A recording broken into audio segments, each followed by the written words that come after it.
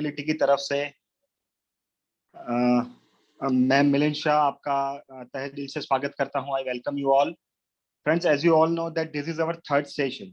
ये हमारा तीसरा सेशन है with complete learning of MF utility platform. इसलिए कोर्स का नाम भी आप ही को पता है कि it is like zero to hero. So दोस्तों, आज का सेशन थोड़ा बहुत एडवांस वर्जन रहने वाला है। कुछ डिफिकल्ट चीजें जो सीखने वाली है वो आज के सेशन में रहने वाली है। सो दोस्तों, आज का सेशन जरा ध्यान से सुनिएगा। जो लोग आज शायद हमें पहली बार जुड़ रहे हैं उन्हें एक अपडेट दे दूं। हमारे जो भी पहले के 2 सेशन हुए हैं ऑलरेडी हमारी यूट्यूब चैनल पे उसको अपडेट कर दिया गया है। So you can check it later on, और उसको देख के भी आप सीख सकते हैं। सो आज हमारे साथ में है मनीष जी, जो कि बीडीए है एमएफ यूटिलिटी की तरफ से। So Manish ji, over to you for further details. Thanks Milind sir. सबसे पहले आप सभी एडवाइजर का Arth Mitra Gurukulam and MF utility के सेशंस में आने के लिए धन्यवाद, और आप सभी को न्यू फाइनेंशियल ईयर की शुभकामनाएं। तो ये नए साल का नया फाइनेंशियल ईयर का फर्स्ट सेशन है एमएफ यूटिलिटी के लिए अर्थ मित्रम गुरुकुलम के साथ। तो आज जैसे कि मिलिंद जी ने बताया था कि तीसरा सेशन है, तो आज के सेशन का एजेंडा जो इम्पोर्टेंट फीचर्स हैं वो है शेड्यूल ट्रांजेक्शन, वो कवर होंगे। नॉन इंडिविजुअल क्लाइंट, यानी कि जो नॉन इंडिविजुअल आपकी एचयूएफ है, कंपनी है, सोल आपके कोऑपरेटिव बॉडी हो गई या सोसाइटी हो गई, उन लोगों को आप इन्वेस्टमेंट एमएफए में कैसे कर सकते हैं। एंड डिस्ट्रीब्यूटर इनिशिएटेड लॉगिन, जो दिल लॉगिन हम इन्वेस्टर्स को देते हैं, उसमें हमने क्या एक पर्टिकुलर चीज और ऐड की है, वो कवर होगा। तो आज के सेशंस में हो सकता है अगर आपको पेन पेपर की जरूरत है तो आप नोट कर लेना जो भी मैं कुछ चीजें बताऊं। सेकंड, क्योंकि ये सेशंस रिकॉर्डेड है तो आप एक बार पूरा कॉन्सेप्टली ध्यान से सुनना। वो रिकॉर्डिंग आप बार बार देखोगे तो ऑटोमेटिक आपके जहन में आ जाएगा कि हमें करना क्या है। तो स्टार्ट विथ, सबसे पहले मैं कवर करूंगा शेड्यूल ट्रांजेक्शन, उसके बाद में कवर करूंगा नॉन इंडिविजुअल क्लाइंट या फिर नॉन कॉर्पोरेट जो होते हैं उनका एमएफए में कैसे ऑनबोर्ड किया जाता है और उनके ट्रांजेक्शन कैसे किए जाते हैं। तीसरा, जो एमएफ यूटिलिटी में दिल लॉगिन है उसमें क्या हमने नई चीज ऐड की है। एंड चौथा, उसके बाद रहेगा question answer sessions. Question answer sessions में डिस्ट्रीब्यूटर से रिक्वेस्ट करूंगा कि आज के सेशंस में जो बताया गया है सिर्फ उसी के रिलेटेड कुछ क्वेश्चन हो तो प्लीज पूछिए, क्योंकि जो एग्जिस्टिंग एडवाइजर्स हैं जो स्पेसिफिकली कुछ क्वेरीज लेके आते हैं कि मैंने ये कैन किया था या मैंने ये ट्रांजेक्शन किया था, वो सब चीजें एमएफए की जो इंटरनल एडवांस ट्रेनिंग सेशंस होती हैं या फिर रिस्पेक्टिव बीडीएम मैनेजर से आप बात करके सॉर्ट आउट कर सकते हैं। तो मैं अभी सर स्क्रीन शेयर करना चाहूंगा। मैं आपको सर स्क्रीन शेयर कर रहा हूँ Milind sir. Yes sir, go ahead. Okay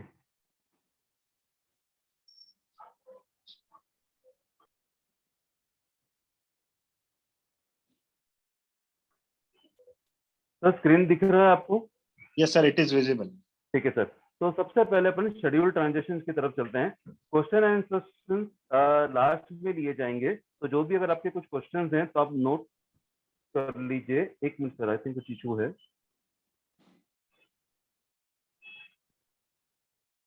Milind sir, login में कुछ इशू है, मैं 1 मिनट फोन करूंगा ऑफिस में। 1 मिनट। हाँ, 1 मिनट देख लीजिए सर। चैट ऑफ करनी है? नहीं नहीं, एज ऑफ नाउ रहने दो, कोई इश्यू नहीं है।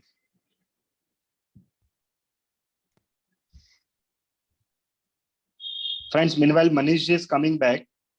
एक अपडेट दे दूं, बहुत जल्दी हम लोग जो हमारे साउथ पार्ट के जो भी हमारे दोस्त हैं, तो उनकी कन्वीनियंस के लिए शायद हम ये सेशन को कम्प्लीटली इंग्लिश में नहीं कर पाए हैं, बट टू अपडेट हम बहुत जल्द कन्नड़ में, तमिल तेलुगु में भी सेशन कंडक्ट करने जा रहे हैं। उसके लिए हमें ऑलरेडी अप्रूवल आ चुका है। So that is good news for all of you कि जिनको शायद हिंदी में प्रॉब्लम आ रही है। सो नेक्स्ट एजेंडा जब भी हम डिक्लेयर करेंगे तो we will let you know. So we will have a 3 to 4 language session from South India. So ये अपडेट था हमारी तरफ से।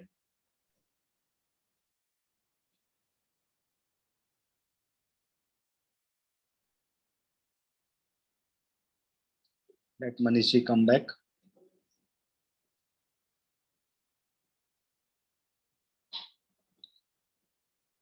One more update friends, at the end of the session आप सभी ने जिन्होंने ये पूरे सेशंस में हिस्सा लिया है, सीखा है, we are going to distribute certificates to all the partners who have joined this session. So आप सभी को एक लिंक शेयर कर दी जाएगी, वो लिंक से आप अपना सर्टिफिकेट डाउनलोड कर सकते हैं और वो सर्टिफिकेट डाउनलोड करके आपको सोशल मीडियाज और अलग अलग प्लेटफॉर्म्स में आपको शेयर भी करना है. You can also tag MF Utility, Earth Mitra Gurukulam, Ganesh Ram sir, Manish ji, and your friends if you want. So certificate का link बहुत जल्द आपको share कर देंगे at the end of the session. Yes, over to you, Manish ji.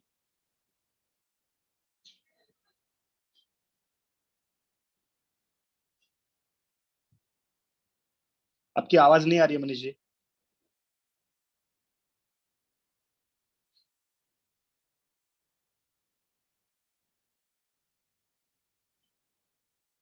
Manish ji, are you there? Your voice is not coming.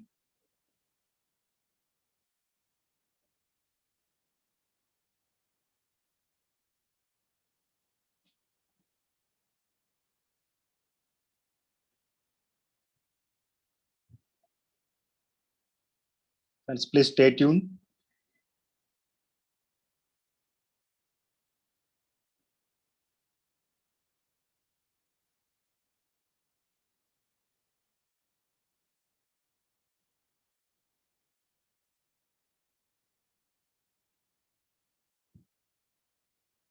Yes, wait Amitesh ji, wait Amitesh ji. There is some glitch at his end. Milind sir. Yes sir, yes Manish ji. I think login on हुआ है. Actually ये कुछ urgent deployment था system ठीक में, है. वो SEBI guidelines के जो चल रहे हैं ना अभी उसके रिलेटेड. ठीक तो है, सर ठीक है. स्क्रीन दिख रहा है क्या? स्क्रीन वापस से शेयर करूं? Yes, नहीं, it is visible, it is visible. It is visible. ठीक है, थैंक्स. Yes. ओके, तो सॉरी फॉर द इनकन्वीनियंस. तो सबसे पहले अपन आज का जो पहला है फीचर शेड्यूल ट्रांजेक्शन, उसके रिगार्डिंग अपन बात करेंगे. नाउ शेड्यूल ट्रांजेक्शन ये जो फीचर है, ये फीचर स्टार्ट करने से पहले उस फीचर के बैकग्राउंड पे चलते हैं. आज के डेट में सर अपन एएमसी में एसआईपी, एसटीपी और एसडब्ल्यूपी करते हैं. तो आज अपन किसी भी एएमसी में एसआईपी, एसटीपी, एसडब्ल्यूपी करते हैं तो we have to work accordingly कि व्हाट एएमसी ऑफर. बट कई बार ऐसा होता है कि एज ए फाइनेंशियल प्लानर अपने को क्लाइंट के कुछ ऐसे ट्रांजेक्शन शेड्यूल करने पड़ते हैं जहां पर we want to particular do a transaction in particular fashion but which is not option is not available in the case of AMC. तो इसी चीजों को दूर करने के लिए MFP में we have एक फीचर लॉन्च किया जिसे हम लोग शेड्यूल ट्रांजेक्शन कहते हैं. शेड्यूल ट्रांजेक्शन अपने आप में काफी बड़ा फीचर है. मैं आप लोगों से रिक्वेस्ट करूंगा कि आज जो 90% फीचर्स अपन यूज करते हैं वो मैं आपको पूरा डिटेल में बताऊंगा. और शेड्यूल ट्रांजेक्शन में क्योंकि मल्टीपल ऑप्शंस हैं तो एक एक ऑप्शन करके अपन सबसे पहले चलते हैं और इसको मैं एक स्टोरी टेलिंग के रूप में बताऊंगा. तो अज्यूम कीजिए कि मनीष डांगरा आपका एक इन्वेस्टर है जो आपको कहता है कि सर मुझे HDFC मिड कैप अपॉर्चुनिटी में वीकली एसआईपी करनी है, मेरा ही लार्ज कैप में डेली एसआईपी करनी है and Parag Parekh flexi cap में मुझे ट्वाइस अ मंथ एसआईपी करनी है. यानी कई बार ऐसा होता है कि जो फाइनेंशियल प्लानर आपको पर्टिकुलर ट्रांजेक्शन शेड्यूल करना या फिर पर्टिकुलर ट्रांजेक्शन आप अपने पर्टिकुलर पैटर्न में करना चाहते हो बट एएमसी में वो ऑप्शन अवेलेबल नहीं है. तो इसी चीजों को दूर करने के लिए MFP में we have launch a schedule transaction जहां पर आप एज पर फाइनेंशियल प्लानर आप अपने तरीके से एज पर इन्वेस्टर रिक्वायरमेंट आप ट्रांजेक्शन को शेड्यूल कर सकते हैं. तो in schedule transaction the first feature is available is a schedule purchase plan, that is SPP. SPP it is something like equivalent to यानी अनऑफिशियल तरीके का SIP या क्वाजी SIP बोल सकते हैं. तो आप नोट डाउन कर लीजिए, SPP is schedule purchase plan. यानी जो चीज आप SIP में नहीं कर पा रहे हो और आपको शेड्यूल में करना है तो SPP करोगे, that is schedule purchase plan. दूसरा, आज के डेट में अपन SWP भी करते हैं पर हो सकता है कि AMC में आपको जिस तरह से सिस्टमैटिक विड्रॉवल करना है वो ऑप्शन आपको AMC में अवेलेबल नहीं है. तो आप MFP में से यूज कर सकते हो as a scheduled redemption plan. Scheduled redemption plan, it is something like an unofficial SWP या quasi SWP. And the third option is, अगर किसी क्लाइंट का आपको STP करना है और वहां पे आपको उस AMC में वो फ्लेक्सिबिलिटी अवेलेबल नहीं है तो आप MFP में यूज कर सकते हो, that is schedule switch plan. यानी SPP is schedule purchase plan, it is something like unofficial SIP. Schedule switch plan, it is something like unofficial STP. and scheduled redemption plan, it is something like an unofficial SWP.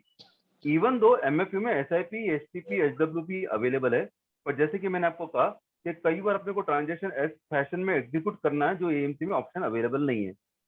तो सबसे पहले अपन चलते हैं schedule purchase plan पे।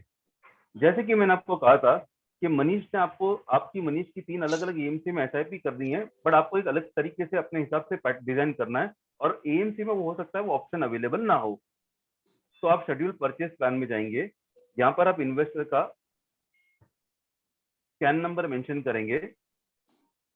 अब यहाँ पे सबसे पहले अपन एक सिंपल देखते हैं, वो है फ्रीक्वेंसीज। अब जहां पर AMC में आपको सिर्फ मंथली या कुछ AMC में क्वार्टरली या कुछ AMC में डेली मिलता था, पर इन द केस ऑफ MFU में शेड्यूल ट्रांजेक्शन या शेड्यूल परचेज प्लान में आपके पास इतने सारे ऑप्शंस आ गए। आप डेली कर सकते हो, वीकली कर सकते हो, ट्वाइस अ मंथ कर सकते हो, मंथली कर सकते हो, क्वार्टरली कर सकते हो, सेमी एनुअली कर सकते हो, एनुअली कर सकते हो। सबसे ज्यादा जो फीचर यूज होता है वो है ट्वाइस अ मंथ। तो अज्यूम करो कि मनीष को एक SIP करनी है ट्वाइस अ मंथ, जहां पर मनीष आपको कहता है कि मुझे एक 10 तारीख को करना है और उसी महीने में 25 तारीख को करना है। यानी मनीष चाहता है कि हर महीने के 10 और 25 को उसका इन्वेस्टमेंट हो जाए। ठीक है, अब यहाँ पर मैंने पराग पारिक AMC सिलेक्ट करता हूँ, बट पराग पारिक में ट्वाइस अ मंथ तो ऑप्शन है ही नहीं SIP में। तो यहाँ पे एडवाइजर का दूसरा क्वेश्चन आता है कि जब मनीष AMC में वो ऑप्शन अवेलेबल नहीं है तो MFU में कैसे पॉसिबल है? क्योंकि MFU में ये शेड्यूल परचेज प्लान हमारा खुद का प्रोडक्ट है, यानी इन ट्रांजेक्शन को हम ट्रिगर करते हैं। तो प्लीज नेक्स्ट पॉइंट को आप नोट डाउन कर लेना, क्योंकि आप जो भी शेड्यूल ट्रांजेक्शन करोगे AMC will consume that data as a purchase and additional purchase. यानी जो भी आपको नियम याद रखने हैं वो परचेज एंड एडिशनल परचेज के याद रखने हैं। ठीक है, क्योंकि ये AMC में ऑफिशियली SIP के रूप में नहीं कंज्यूम होगा, ये AMC में कंज्यूम होगा as a purchase and additional purchase. That means कि आपको जो परचेज एंड एडिशनल परचेज के रूल्स है वो फॉलो करना है। यानी कि आप उन AMC में शेड्यूल परचेज प्लान नहीं कर पाओगे जहां पे लमसम इन्वेस्टमेंट अलाउ नहीं है, जैसे कि मेरा इमर्जिंग ब्लू चिप या SBI स्मॉल कैप। पर 99% सारी स्कीमों में लमसम इन्वेस्टमेंट अलाउ है। तो दैट मीन्स पहला क्राइटेरिया क्या है कि वो स्कीम में लमसम परचेज होना चाहिए। दूसरा क्राइटेरिया क्या है कि उसका जो सेकंड इंस्टॉलमेंट या उसमें जो और इन्वेस्टमेंट होंगे that will be additional purchase देखना है आपको। यानी कि HDFC स्कीम्स में आप 500 रुपए की SIP कर सकते हो, बट उसके सारे इन्वेस्टमेंट में एडिशनल परचेज तो 1000 रुपीज का होता है। यानी आप जो भी शेड्यूल ट्रांजेक्शन करोगे आपको उसमें परचेज एंड एडिशनल परचेज का लॉजिक लगाना है। तो पहला क्राइटेरिया शेड्यूल ट्रांजेक्शन करने का ये है कि आप फॉलो करोगे rules and regulations of purchase and additional purchase of respective AMC। दूसरा, आपको उसमें पहले एग्जिस्टिंग फोलियो क्रिएट करके रखना है।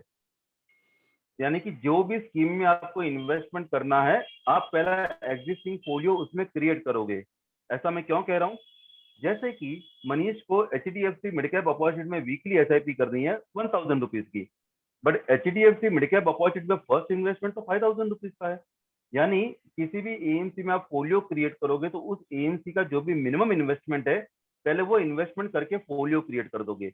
यानी जो भी शेड्यूल ट्रांजेक्शंस आपको करने हैं उसके 2 नियम आप प्लीज नोट डाउन कर लीजिए कि सबसे पहले जिस भी स्कीम में आपको काम करना है उसमें लमसम इन्वेस्टमेंट अलाउ होना चाहिए, एंड उसमें जो रूल्स फॉलो होंगे परचेज एंड एडिशनल परचेज के होंगे। सेकंड, आपको पहले उस AMC में मिनिमम उस स्कीम में फोलियो क्रिएट करके रखना है, क्योंकि अलग अलग AMC के मिनिमम इन्वेस्टमेंट का क्राइटेरिया अलग अलग होता है। तो आप पहले उस स्कीम का फोलियो क्रिएट करके रख लेना।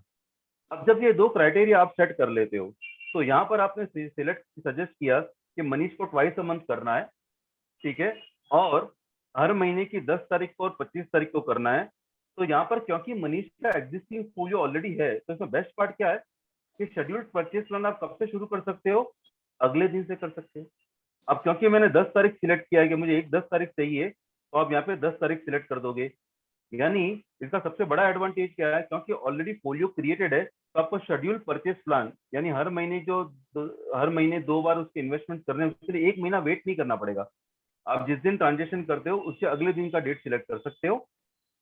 सेकंड, इसमें आपने एंड डेट मेंशन कर सकते हो या and total number of instalment भी दे सकते हो कि हाँ भाई मनीष को 120 इंस्टॉलमेंट इन्वेस्ट करने हैं, ठीक है। एंड डेट दे दिया, दैट मीन्स आप ईयर मंथ और ईयर मेंशन कर दोगे कि भाई मनीष का 2026 तक करना है, 2 अप्रैल तक, वो हो जाएगा। अगर आप टोटल नंबर ऑफ इंस्टॉलमेंट देते हो कि भाई टोटल 120 इंस्टॉलमेंट करने हैं, तो वो हो जाएंगे। और फिर आप यहाँ पे क्या करोगे सर, यहाँ पर आप सिलेक्ट कर दोगे। अब जैसे कि मैंने यहाँ पर जैसे मैंने आपको कहा था कि Parag Parikh AMC twice a month option available नहीं करती है, पर क्योंकि मेरा पराग पारेख में ऑलरेडी फोलियो है, वो यहाँ पर आ गया। उस स्कीम में ऑलरेडी मेरा इन्वेस्टमेंट है, और यहाँ पर आप वो स्कीम का नाम लिख लीजिए, पराग पारेख फ्लेक्सी कैप। और यहाँ पर आपको जो भी अमाउंट है, अब ये अमाउंट कौन सा होगा, पराग पारेख का एडिशनल परचेज क्या है, तो पराग पारेख का एडिशनल परचेज भी 1000 रुपीज का होता है, तो आप 1000 रुपीज डाल दोगे। तो अब यहाँ पे क्या होगा सर, मनीष का हर महीने 10 तारीख को और 25 तारीख को पराग पारेख फ्लेक्सी कैप में 1000 रुपीज का इन्वेस्टमेंट होता रहेगा। That means even if the Parag Parekh as an EMC में ये ट्वाइस अ मंथ का ऑप्शन नहीं अवेलेबल है, फिर भी मनीष के इन्वेस्टमेंट हो रहे हैं। तो ट्वाइस अ मंथ तो आपको एग्जाम्पल दे रहा हूँ, आप चाहो तो इसमें daily, weekly, twice a month, monthly, quarterly, semi annually, annually भी कर सकते हो। अब जैसे कि मैंने आपको कहा था कि आप यहाँ पे जो भी शेड्यूल करोगे, एएमसी इसे कंज्यूम करेगी as a purchase and additional purchase, तो उसका भी आपको प्रूफ दे देता हूँ। ये मेरे खुद के इन्वेस्टमेंट हैं, पराग पारेख म्यूचुअल फंड का अकाउंट स्टेटमेंट है। और अगर आप स्क्रीन की तरफ देखोगे तो यहाँ पर आपको ये दिखने में कुछ एसआईपी की तरह बिहेव कर रहा है कि मनीष के ऑन और पर्टिकुलर डेट इन्वेस्टमेंट होते जा रहे हैं, हर महीने 2 बार इन्वेस्टमेंट हो रहे हैं। पर आप एक चीज नोटिस करोगे, यहाँ पे क्या लिखा हुआ आ रहा है, नेट परचेज, यानी ये परचेस एंड एडिशनल परचेज की तरह ट्रीट हो रहा है। बट ये अनऑफिशियल तरीके से तो मेरी एसआईपी चल रही है, यानी जहां पर एएमसी में आपके पास बहुत कम ऑप्शंस होते हैं, शेड्यूल परचेज प्लान में आपके पास इतने सारे wide range of options available है। यानी एचडीएफसी वीकली ऑप्शन नहीं देता है, चलो आपने एमएफयू के थ्रू कर लिया, ठीक है। कोई पर्टिकुलर एएमसी डेली ऑप्शन नहीं देता है, आपने इसको एमएफयू के थ्रू एग्जीक्यूट कर लिया। तो आप प्लीज नोट डाउन कर लीजिए कि शेड्यूल ट्रांजेक्शन करने के जो बेसिकली 3 नियम क्या है। सबसे पहले, शेड्यूल परचेज प्लान आप उसी में कर सकते हो जिसमें लमसम इन्वेस्टमेंट अलाउ है। सेकंड, इसमें जो रूल्स रहेंगे वो परचेज एंड एडिशनल परचेज के फॉलो होंगे। तीसरा, आपको पहले उस स्कीम में पोलियो क्रिएट करके रखना है। अब इसका दूसरा एडवांटेज क्या है, मान लो बिरला म्यूचुअल फंड में डेली एसआईपी अलाउ है, तो आज जब आप बिरला में डेली एसआईपी करते हो and for some reason client आपको 2 साल बाद बोलता है कि सर मेरी बिरला में डेली एसआईपी चल रही है ना, मैं चाहता हूं कि वो एसआईपी में जस्ट स्टॉप करनी है, तो आज आपको बिरला एएमसी क्या बोलता है, सर आपको 20 दिन का नोटिस देना पड़ेगा अगर आपको एसआईपी स्टॉप करनी है तो। But in the case of MFU, जो भी आप शेड्यूल ट्रांजेक्शन करते हो, ठीक है, तो यहाँ पर आपके पास एडवांटेज ये है सर कि on a click of a button आप उसे कैंसिल कर सकते हो। अगर आप स्क्रीन पे देखोगे कि यहाँ पर ये जो इसकी एसआईपी, ये जो शेड्यूल ट्रांजेक्शन हैं यूटीआई की स्कीम्स में, ये अगले 4 दिन बाद हिट होने वाली है। बट आप जैसे ही यहाँ पर कैंसिल का बटन दबा दोगे, ठीक है, आप ऑन द स्पॉट ये कैंसिल हो जाएगा।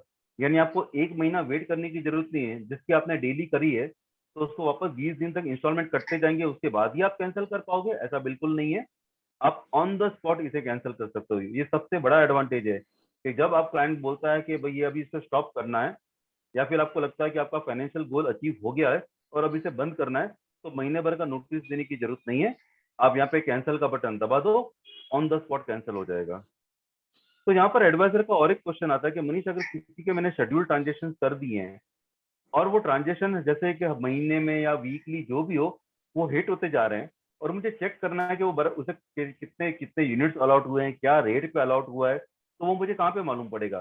क्योंकि ये परचेस एंड एडिशनल परचेस की तरह ट्रीट होता है। तो आप जैसे ही जानते हैं कि एमएफयू में जो भी आप परचेस और एडिशनल परचेस आपको ट्रैक करना है, तो नॉर्मल ऑर्डर बुक में जाओगे, तो आप यहाँ पे क्या करोगे, जैसे ही इसको लिंक ऑर्डर पेज को करोगे, तो ऑटोमेटिक आपको नॉर्मल ऑर्डर बुक में लेके चला जाएगा, और उसके जो भी प्रीवियस इंस्टॉलमेंट हिट हुए थे ना, जो आपने शेड्यूल किए थे, वो यहाँ पर आपको डिटेल में आ जाएंगे, जहां पर आप चेक कर सकते हो एक एक करके कि हाँ भाई, ये जो मनीष का मैंने ट्रांजेक्शन किए थे, इसमें क्या यूनिट अलॉट हुए थे और क्या रेट पे हुए थे और किस दिन का मुझे एनएवी मिला था।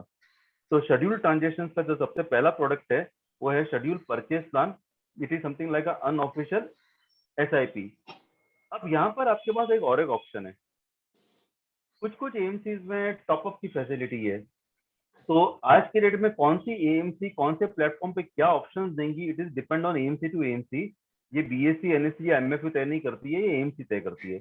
पर ये देखा गया है कि बहुत सारी एएमसी क्या करती है, जो स्पेशल प्रोडक्ट बनाती है ना, वो किसी प्लेटफॉर्म पे प्रोवाइड नहीं करती है। तो हमने एक हमारी तरह का टॉपअप निकाला है, इसको जरा ध्यान से देखना। जैसे कि यहाँ पर आपके पास ऑप्शन आएगा कि आपको प्लेन वनीला प्रोडक्ट की तरह ट्रीट करना है कि भाई हर महीने या हर वीक मेरा इंस्टॉलमेंट होता रहे। We have given an option also with a specific frequency with the change in amount. तो जब आप यहाँ पर सिलेक्ट करोगे तो यहाँ पर आप क्या करोगे, पहले वो फ्रीक्वेंसी सेट कर लोगे कि हाँ भाई मनीष को मंथली करना है। आप इसे अज्यूम करोगे एक तरह का ये एसआईपी टॉपअप चल रहा है, बराबर। जहां पर आपने कहा कि मनीष के मुझे हर महीने की 25 तारीख को इन्वेस्टमेंट करना है, और ये कब से शुरू होना है, इसी महीने के 25 से होना है, ठीक है। टोटल नंबर ऑफ इन्वेस्टमेंट नहीं दे, इंस्टॉलमेंट नहीं दे के आपने बोला कि मनीष का ये जो करना है मुझे 2030 तक करना है, अप्रैल के 25 तारीख तक। अब यहाँ पे नीचे की तरफ आइए, तो जहां पर आपने कहा कि मनीष का आदित्य बिरला में मुझे इन्वेस्टमेंट करना है, पर्टिकुलर फोलियो है मनीष का, जैसे कि मैंने कहा ना अपने शेड्यूल में पहले फोलियो क्रिएट कर रखना है, और आपने स्कीम सिलेक्ट कर दी फ्लेक्सी कैप, जहां पर ऑलरेडी फ्लेक्सी कैप में मेरा एग्जिस्टिंग फोलियो क्रिएट हो चुका है। आप चाहते हो कि मनीष का उसमें आपको 1000 रुपए की एसआईपी करनी है, एंड आपको उसमें टॉपअप करना है 1000 रुपए का, ठीक है। डिफाइंड पीरियड वंस करोगे तो एक बार, और एवरी डिफाइंड पीरियड, यानी आपने यहाँ पे डिफाइन किया 12 इंस्टॉलमेंट। अब यहाँ पे मंथली चल रहा है तो 12 मतलब 1 साल हुआ, यानी क्या होगा, मनीष का पहला साल चलेगा 2022 में चलेगा 1000 रुपए की एसआईपी, 2023 में हो जाएगी 2000 रुपए की एसआईपी, 2024 में हो जाएगी 3000 रुपए की एसआईपी, यानी हर साल एसआईपी मेरी 1,000 रुपए से बढ़ जाएगी। बिल्कुल, तो ये एक तरह का एसआईपी टॉपअप हो गया, जहां पर हमने आपको और एक ऑप्शन दिया कि एएमसी आपको सिर्फ टॉपअप दे रही है, यहाँ पर आप चाहो तो डिक्रीज भी कर सकते हो। आपने नोटिस किया होगा बहुत सारे क्लाइंट जो 45 साल या 40 साल के रेंज में होते हैं, जहाँ पे इनिशियल पीरियड में वो बड़ी एसआईपी कमिट करते हैं, पर जैसे जैसे उनकी एज इंक्रीज होती है उनको अमाउंट कम करते रहना है। तो यहाँ पर अज्यूम करो कि मनीष की एग्जिस्टिंग एसआईपी 5000 रुपए की चल रही है, आपने 2022 में मनीष की एसआईपी शुरू की 5000 रुपए से, आप चाहते हो कि इसे डिक्रीज करना है हर साल 500 रुपए से। आप चाहो तो इसे 12 महीने कर सकते हो, हर 6 महीने में चेंज कर सकते हो, या 24 महीने में चेंज कर सकते हो। यानी जहां पर 95% एएमसी आपको एक ही ऑप्शन देती है कि सिर्फ टॉपअप यंग इन्वेस्टर्स के लिए ठीक है, बट कई बार क्या होता है, तो जो नियर बाय सीनियर सिटीजन है या फिर जो 40-45 की रेंज में है, जहां पर आपको आज की बड़ी एसआईपी की कमिटमेंट मिल रही है, पर जैसे जैसे वो 50 साल के होंगे उनको एसआईपी की कमिटमेंट कम करनी है, तो एमएफपी में टॉपअप एंड डिक्रीज दोनों ऑप्शंस अवेलेबल है। तो अगर आपको टॉपअप एंड डिक्रीज करना है तो आप स्पेसिफिक फ्रीक्वेंसी भी चेंज इन अमाउंट में करोगे, और अगर आपको नॉर्मल प्लेन वनीला प्रोडक्ट करना है एसआईपी की तरह जो मैंने पराग पारिक में मेरा रन किया था, तो आप स्पेसिफिक फ्रीक्वेंसी रहने दोगे और ये फ्रीक्वेंसी आप सिलेक्ट कर दोगे। तो 90% शेड्यूल ट्रांजेक्शन जो एमएफपी में यूज हो रहे हैं वो होते हैं शेड्यूल परचेज प्लान। इनफैक्ट मैंने नोटिस किया है बहुत सारे एडवाइजर अपनी एसआईपी क्लाइंट की बंद करवा लेते हैं, और यहाँ पर आप शेड्यूल कर सकते हो बिकॉज बेटर कंट्रोल की वजह से।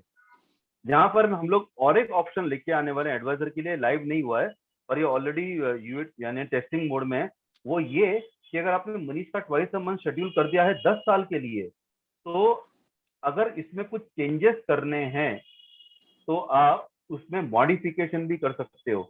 आज के डेट में बहुत सारी एएमसीज में एसआईपी अवेलेबल है, but modification of SIP available नहीं है। तो हम लोग शेड्यूल ट्रांजेक्शन में आगे जाके शेड्यूल्स में मॉडिफिकेशन भी लॉन्च करने वाले हैं, कि जहां पर ये ऑफिशियल नहीं हुआ अभी तक, बट ये किसी टाइम पे लाइव हो जाएगा कि अगर आपने किसी का फ्रीक्वेंसी सेट कर दिया है तो आप उसमें मॉडिफिकेशन भी कर पाओगे, ये भी थोड़ा टाइम पे लाइव हो जाएगा। अब यहाँ पे आपके फ्रेंड आप सभी डिस्ट्रीब्यूटर से एक रिक्वेस्ट है, क्योंकि इसमें हमने कुछ सजेशंस और मैनेजमेंट को दिए हैं, तो अभी आप किसी का भी शेड्यूल ट्रांजेक्शन करोगे तो एट ए टाइम एक एक करना। इसका कारण बोलता हूँ, जो एग्जिस्टिंग डिस्ट्रीब्यूटर ऑलरेडी एमएफयू यूज कर रहे हैं तो उनको पता होगा कि एमएफयू में वी हैव एन ऑप्शन कि अगर आपने किसी की 10 एसआईपी एक साथ में शुरू की है और आपको उसमें से एक ही एसआईपी बंद करनी है, तो आप सिर्फ सिंगल एसआईपी को सिलेक्ट करके बंद कर सकते हो। शेड्यूल परचेज के अंदर शेड्यूल ट्रांजेक्शन में अनफॉर्चुनेटली ये ऑलरेडी सजेशन के तौर पे आया है, इसे इम्प्लीमेंट होने में थोड़ा टाइम लग रहा है। अब यहाँ पे इसे आप एक एक करके क्यों इनिशिएट करना। अब जैसे कि इस इन्वेस्टर की शेड्यूल ट्रांजेक्शन कर रहे हैं, 2 शेड्यूल ट्रांजेक्शन चल रहे हैं, पर आपको सिर्फ एक ही बंद करना है, दूसरी बंद नहीं करनी है। तो we are unfortunately we don't have an option of single click. ठीक है, ये ऑलरेडी इम्प्लीमेंटेशन में है, तो इसीलिए जब तक ये लाइव नहीं हो जाता है तो आप किसी भी क्लाइंट का आप शेड्यूल ट्रांजेक्शन करते हो तो आप एक एक करके करना, क्योंकि अगर आपको कोई एक चीज बंद करनी है तो करंटली सिस्टम में पॉसिबल नहीं है। आपको पूरा अगर एक ही GORN में आपने 2 दे दिए हैं तो आपको दोनों बंद करना पड़ेगा। तो शेड्यूल ट्रांजेक्शन में थोड़ा टाइम तक आप एक एक करके ट्रांजेक्शन को शेड्यूल करना, यानी किसी क्लाइंट को 3 शेड्यूल ट्रांजेक्शन करने तो आप 3 अलग अलग ट्रांजेक्शन क्रिएट करना। तो सबसे पहला प्रोडक्ट था शेड्यूल परचेज प्लान, जो आप डेफिनेटली यूज कर सकते हैं। अब दूसरा प्रोडक्ट की तरफ चलते हैं, वो ये है that is something like a schedule switch plan, जो वर्क करेगा as an STP, unofficial STP। तो आज की डेट में जैसे कि AMC में आप STP करते हो, ठीक है, तो AMC में वापस से यही वर्ड यूज करूंगा, जब आप AMC में STP करोगे तो आपको देखना पड़ेगा कि उस AMC में क्या ऑप्शंस अवेलेबल है। But in the case of MF utility, अगर आप शेड्यूल स्विच प्लान करते हो तो अगेन आपके पास इतने सारे ऑप्शंस आ गए। एक बहुत सारी AMC में तो सिर्फ वीकली और मंथली ही STP अलाउ है, बट यहाँ पर अगेन आपके पास इतने सारे ऑप्शंस आ गए। बट जब आप शेड्यूल स्विच प्लान करते हो या शेड्यूल रिडम्पशन प्लान करोगे तो ये आपका 3 स्टेप प्रोसेस होगा। Schedule purchase plan 2 step process है, आप परचेज करते हो, उसके बाद एडिशनल परचेज की एंट्री मारते हो, यानी आप पहले फोलियो क्रिएट कर लेते हो और फिर उस फोलियो में आप शेड्यूल कर देते हो ट्रांजेक्शन को ट्वाइस अ मंथ या जो भी करना है। बट जब आप शेड्यूल स्विच प्लान करोगे तो ये 3 वे प्रोसेस है। 3 स्टेप प्रोसेस क्यों है? जैसे कि आपको पहले कोई स्कीम में लिक्विड में इन्वेस्टमेंट करना है, तो आपने लिक्विड में लाख रुपए का इन्वेस्टमेंट कर दिया, तो ये हो गया पहला स्टेप। यानी आपको जिस स्कीम से STP करना है, पहले आप उसमें लमसम इन्वेस्टमेंट लेते हो। 90% जो डेट स्कीम या लिक्विड स्कीम होती है, तो मान लो आपने HDFC लिक्विड फंड में मनीष डांगरा का 10 लाख रुपए का इन्वेस्टमेंट करवा दिया। अब सेकेंड स्टेप कि मनीष को तो STP करना है वीकली 1000 रुपीज का। अब क्योंकि AMC में ऑप्शन नहीं है ना वीकली का, तो आपने MF चूज किया, या फिर AMC में ऑप्शन नहीं है ट्वाइस अ मंथ का, तो आपने MF यूज किया। तो यहाँ पर आपको HDFC मिड कैप अपॉर्चुनिटी में आपको मनीष का वीकली 1000 रुपीज का स्विच करना है, STP करना है, बराबर। बट यहाँ पे पहला चीज आपने कंप्लीट कर दी, वो है लिक्विड में पैसा डाल दिया। पर जब HDFC मिड कैप अपॉर्चुनिटी में आप स्विच करोगे, तो जैसे कि मैंने कहा ये परचेस एंड एडिशनल परचेस है, दैट मीन आपको पहले HDFC मिड कैप अपॉर्चुनिटी में 5000 रुपए का नॉर्मल स्विच मारना पड़ेगा। यानी आप क्या करोगे, ये स्विच एग्जीक्यूट करोगे पहले। यानी पहले आपने परचेस कर दिया मनीष का लिक्विड में 10 लाख रुपया डाल के, फिर आपने मनीष का 5000 रुपए का स्विच कर लिया, ठीक है, क्योंकि वो scheme HDFC mid cap opportunity का मिनिमम थ्रेशोल्ड 5000 रुपीज का है। और उसके बाद आपको, जैसे आपने कहा कि मुझे मनीष का आपको पैसा स्विच करना है वीकली बेसिस पे 1000 रुपीज, तो यहाँ से एग्जीक्यूट हो जाएगा। यानी schedule switch plan and schedule redemption plan will be 3 step process.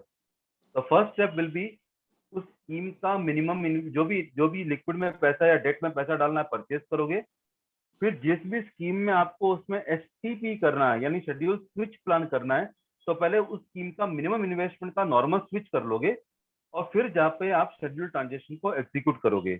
मैं जानता हूँ काफी नए एडवाइजर जो ऑलरेडी MF यूज भी कर रहे हैं, जिन्होंने शेड्यूल ट्रांजेक्शन अभी तक ट्राई नहीं किया, या आपको सुनने में थोड़ा ऐसा लग रहा है कि ये लंबा प्रोसेस है। ये एक वन टाइम एक्टिविटी है, पर इसके सामने आपके पास जो अपॉर्चुनिटी ओपन हो जाती है ना इतनी सारी, वो आज की डेट में ना केवल किसी प्लेटफॉर्म पे अवेलेबल है, ना किसी AMC में भी अवेलेबल है। तो as per your financial planning आप इन सब चीजों को अपने हिसाब से मैनेज कर सकते हैं, बिल्कुल। तो किसी को भी अगर STP करना है तो again it will be 3 step process. आप लमसम इन्वेस्ट, आप पहले इस स्कीम में लिक्विड या डेट में पैसा डाल दोगे, फिर जिस स्कीम का आपको जो टारगेट स्कीम है, जो भी स्विच इन स्कीम है, उसका आप पहले मिनिमम इन्वेस्टमेंट करके उसमें पैसा डाल दोगे, एंड लास्ट फिर आप शेड्यूल्ड स्विच प्लान करोगे, ठीक है। सिस्टमैटिक रिडम्पशन प्लान भी इसी तरीके से बिहेव करेगा।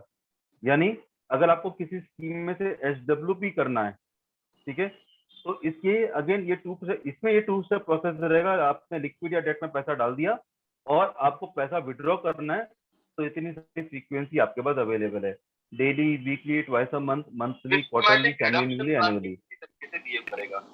यानी अगर आपको किसी स्कीम में से एचडब्ल्यूपी करना है, हाँ, तो आप किसी स्कीम से आपको एचडब्ल्यूपी करना है तो आप पहले क्या करोगे, उस स्कीम में पैसा डाल दोगे। तो आपके पास दो ऑप्शन है, एक तो आप सिस्टमेटिक एचडब्ल्यूपी रिडम्पशन इनिशिएट करो एमएफपी में, बट आपको तो महीने में 2 बार पैसे चाहिए और उस एएमसी में महीने में 2 बार का ऑप्शन है ही नहीं, तो आप एमएफपी में शेड्यूल्ड रिडम्पशन प्लान में जाओगे। शेड्यूल्ड रिडम्पशन यानी पैसा निकल रहा है ना, तो redemption is equivalent to withdrawal, और यहाँ पर आपने ट्वाइस अ मंथ कर दिया। ठीक है, आपने मनीष इन्वेस्टर का कैन नंबर डाल दिया, यहाँ पे आपने कह दिया कि मनीष को पैसा निकालना है हर महीने की 10 तारीख को एंड हर महीने की 25 तारीख को, यानी उस एएमसी में ऑप्शन सिर्फ मंथली है या वीकली है, बट मनीष को ट्वाइस अ मंथ चाहिए। तो आप क्या करोगे, पहला इन्वेस्टमेंट कर लोगे, फिर शेड्यूल्ड रिडम्पशन प्लान में जाके उसे एग्जीक्यूट कर दोगे। तो मैं वापस से रिपीट करता हूँ। तो first was the schedule purchase plan, जो 2 स्टेप प्रोसेस है। पहले आप फोलियो क्रिएट कर दोगे जो भी आपको स्कीम में करवाना है, और उसके बाद आप इसे एग्जीक्यूट करोगे। Schedule switch plan is a 3 step process, यानी जिस स्कीम में, यानी जो आपका लिक्विड में या डेट में इन्वेस्टमेंट होगा उसमें पहले परचेस मारोगे, फिर आपका जो टारगेट स्कीम है जिसमें आपको एसटीपी करना है, उसमें पहले आप मिनिमम इन्वेस्टमेंट का स्विच कर लोगे, जैसे एचडीएफसी मिडकैप अपॉर्चुनिटी का 5000 रुपीज का मिनिमम इन्वेस्टमेंट है, और उसके बाद फिर आप शेड्यूल स्विच प्लान में जाके उसे एग्जीक्यूट करोगे as per your financial planning. And scheduled redemption plan, यानी ये एचडब्ल्यूपी का जो ऑप्शन अवेलेबल है, एचडब्ल्यूपी के बदले जो एडिशनल हमने ऑप्शन लेके आए हैं, वो 2 स्टेप प्रोसेस है। डेट या लिक्विड में या इक्विटी में जिस भी स्कीम में आपने पैसा डाल दिया, उसमें से आपको विड्रॉल करना है, तो ये रिडम्पशन की तरह बिहेव करेगा। ओके, दो we have an SIP, STP, HWP, but इसमें बहुत सारे शॉर्ट कमिंग्स है जो एएमसी में ऑप्शन अवेलेबल नहीं है, ये आप शेड्यूल ट्रांजेक्शन में देख सकते हो। तो शेड्यूल ट्रांजेक्शन में ये हो गया अगर आपको कुछ फ्रीक्वेंसी वाइज सेट करनी है तो, पर एमएफयू में सिर्फ इतना ही ऑप्शंस नहीं है, we also have an option of date specific. अगर डेट स्पेसिफिक कुछ काम करना है, यानी फ्रीक्वेंसी स्पेसिफिक काम नहीं कर रहा है, आपको कुछ डेट स्पेसिफिक काम करना है, तो आप शेड्यूल ट्रांजेक्शन में जाओगे, जहां पर इन्वेस्टर का कैन नंबर मेंशन कर दोगे। अब ये जो पर्टिकुलर फीचर है, ये बहुत सारे एडवाइजर यूज करते हैं। ये बहुत सारे एडवाइजर क्यों यूज करते हैं, क्योंकि 90% डिस्ट्रीब्यूटर वन मैन शो होते हैं, वो अकेला सारा काम देखते हैं। तो कई बार ऐसा होता है आपके पास कि मनीष आपका क्लाइंट है, वो बोलता है सर इस महीने की 10 तारीख को आ जाओ, मुझे अर्जेंट परचेज करना है, और हो सकता है जिस दिन क्लाइंट बुलाता है you have some other commitment, घर पे फैमिली फंक्शन है या बाहर जाना है या वगैरह वगैरह। तो जैसे कि शेड्यूल ट्रांजेक्शन यानी कि फ्यूचर के ट्रांजेक्शन पहले से इनिशिएट कर रहे हो, तो यहाँ पर आप क्या कर सकते हो, आपने मनीष का ट्रांजेक्शन को शेड्यूल करना है, एक ही बार करना है, मनीष का परचेज करना है। मनीष ने कहा था इस महीने की सर 10 तारीख को मेरे घर आ जाना, और इस महीने की 10 तारीख को आप बाहर जा रहे हो। मनीष ने कहा इस महीने की 11 तारीख को मेरे यहाँ पे आ जाना, हो सकता है इस महीने की 11 तारीख को अवेलेबल नहीं हो, या फिर मनीष ने कहा कि 30 तारीख को आ जाना, और 30 तारीख को आप कहीं आउट स्टेशन जा रहे हो। तो जो भी पीरियड है आप सिलेक्ट कर सकते हो, जो भी मंथ है आप सिलेक्ट कर सकते हो। आपने वो सिलेक्ट कर दिया, यहाँ पे स्कीम सिलेक्ट कर दी, जो जहाँ पे भी क्लाइंट को इन्वेस्टमेंट करना है। तो क्या होगा, जिस दिन वो डेट आएगा, क्लाइंट को ईमेल चला जाएगा, उसे वो लिंक ओपन करके अप्रूव करना है। यानी आपने फ्यूचर के ट्रांजेक्शन पहले से डाल दिए। ये मैक्सिमम एडवाइजर यूज करते हैं, क्योंकि आज की भी डेट में भी maximum advisors one man show है, वो अकेला सारा काम हैंडल करते हैं। तो आज आपको कभी भी क्लाइंट बुला के रखे कि आगे की डेट में आना है, आप चाहो तो ट्रांजेक्शन पहले से डाल सकते हो। तो शेड्यूल ट्रांजेक्शन में आप परचेज, स्विच एंड रिडम्पशन, ये 3 चीजें कर पाओगे। परचेज, स्विच एंड रिडम्पशन आप पहले से शेड्यूल कर सकते हो।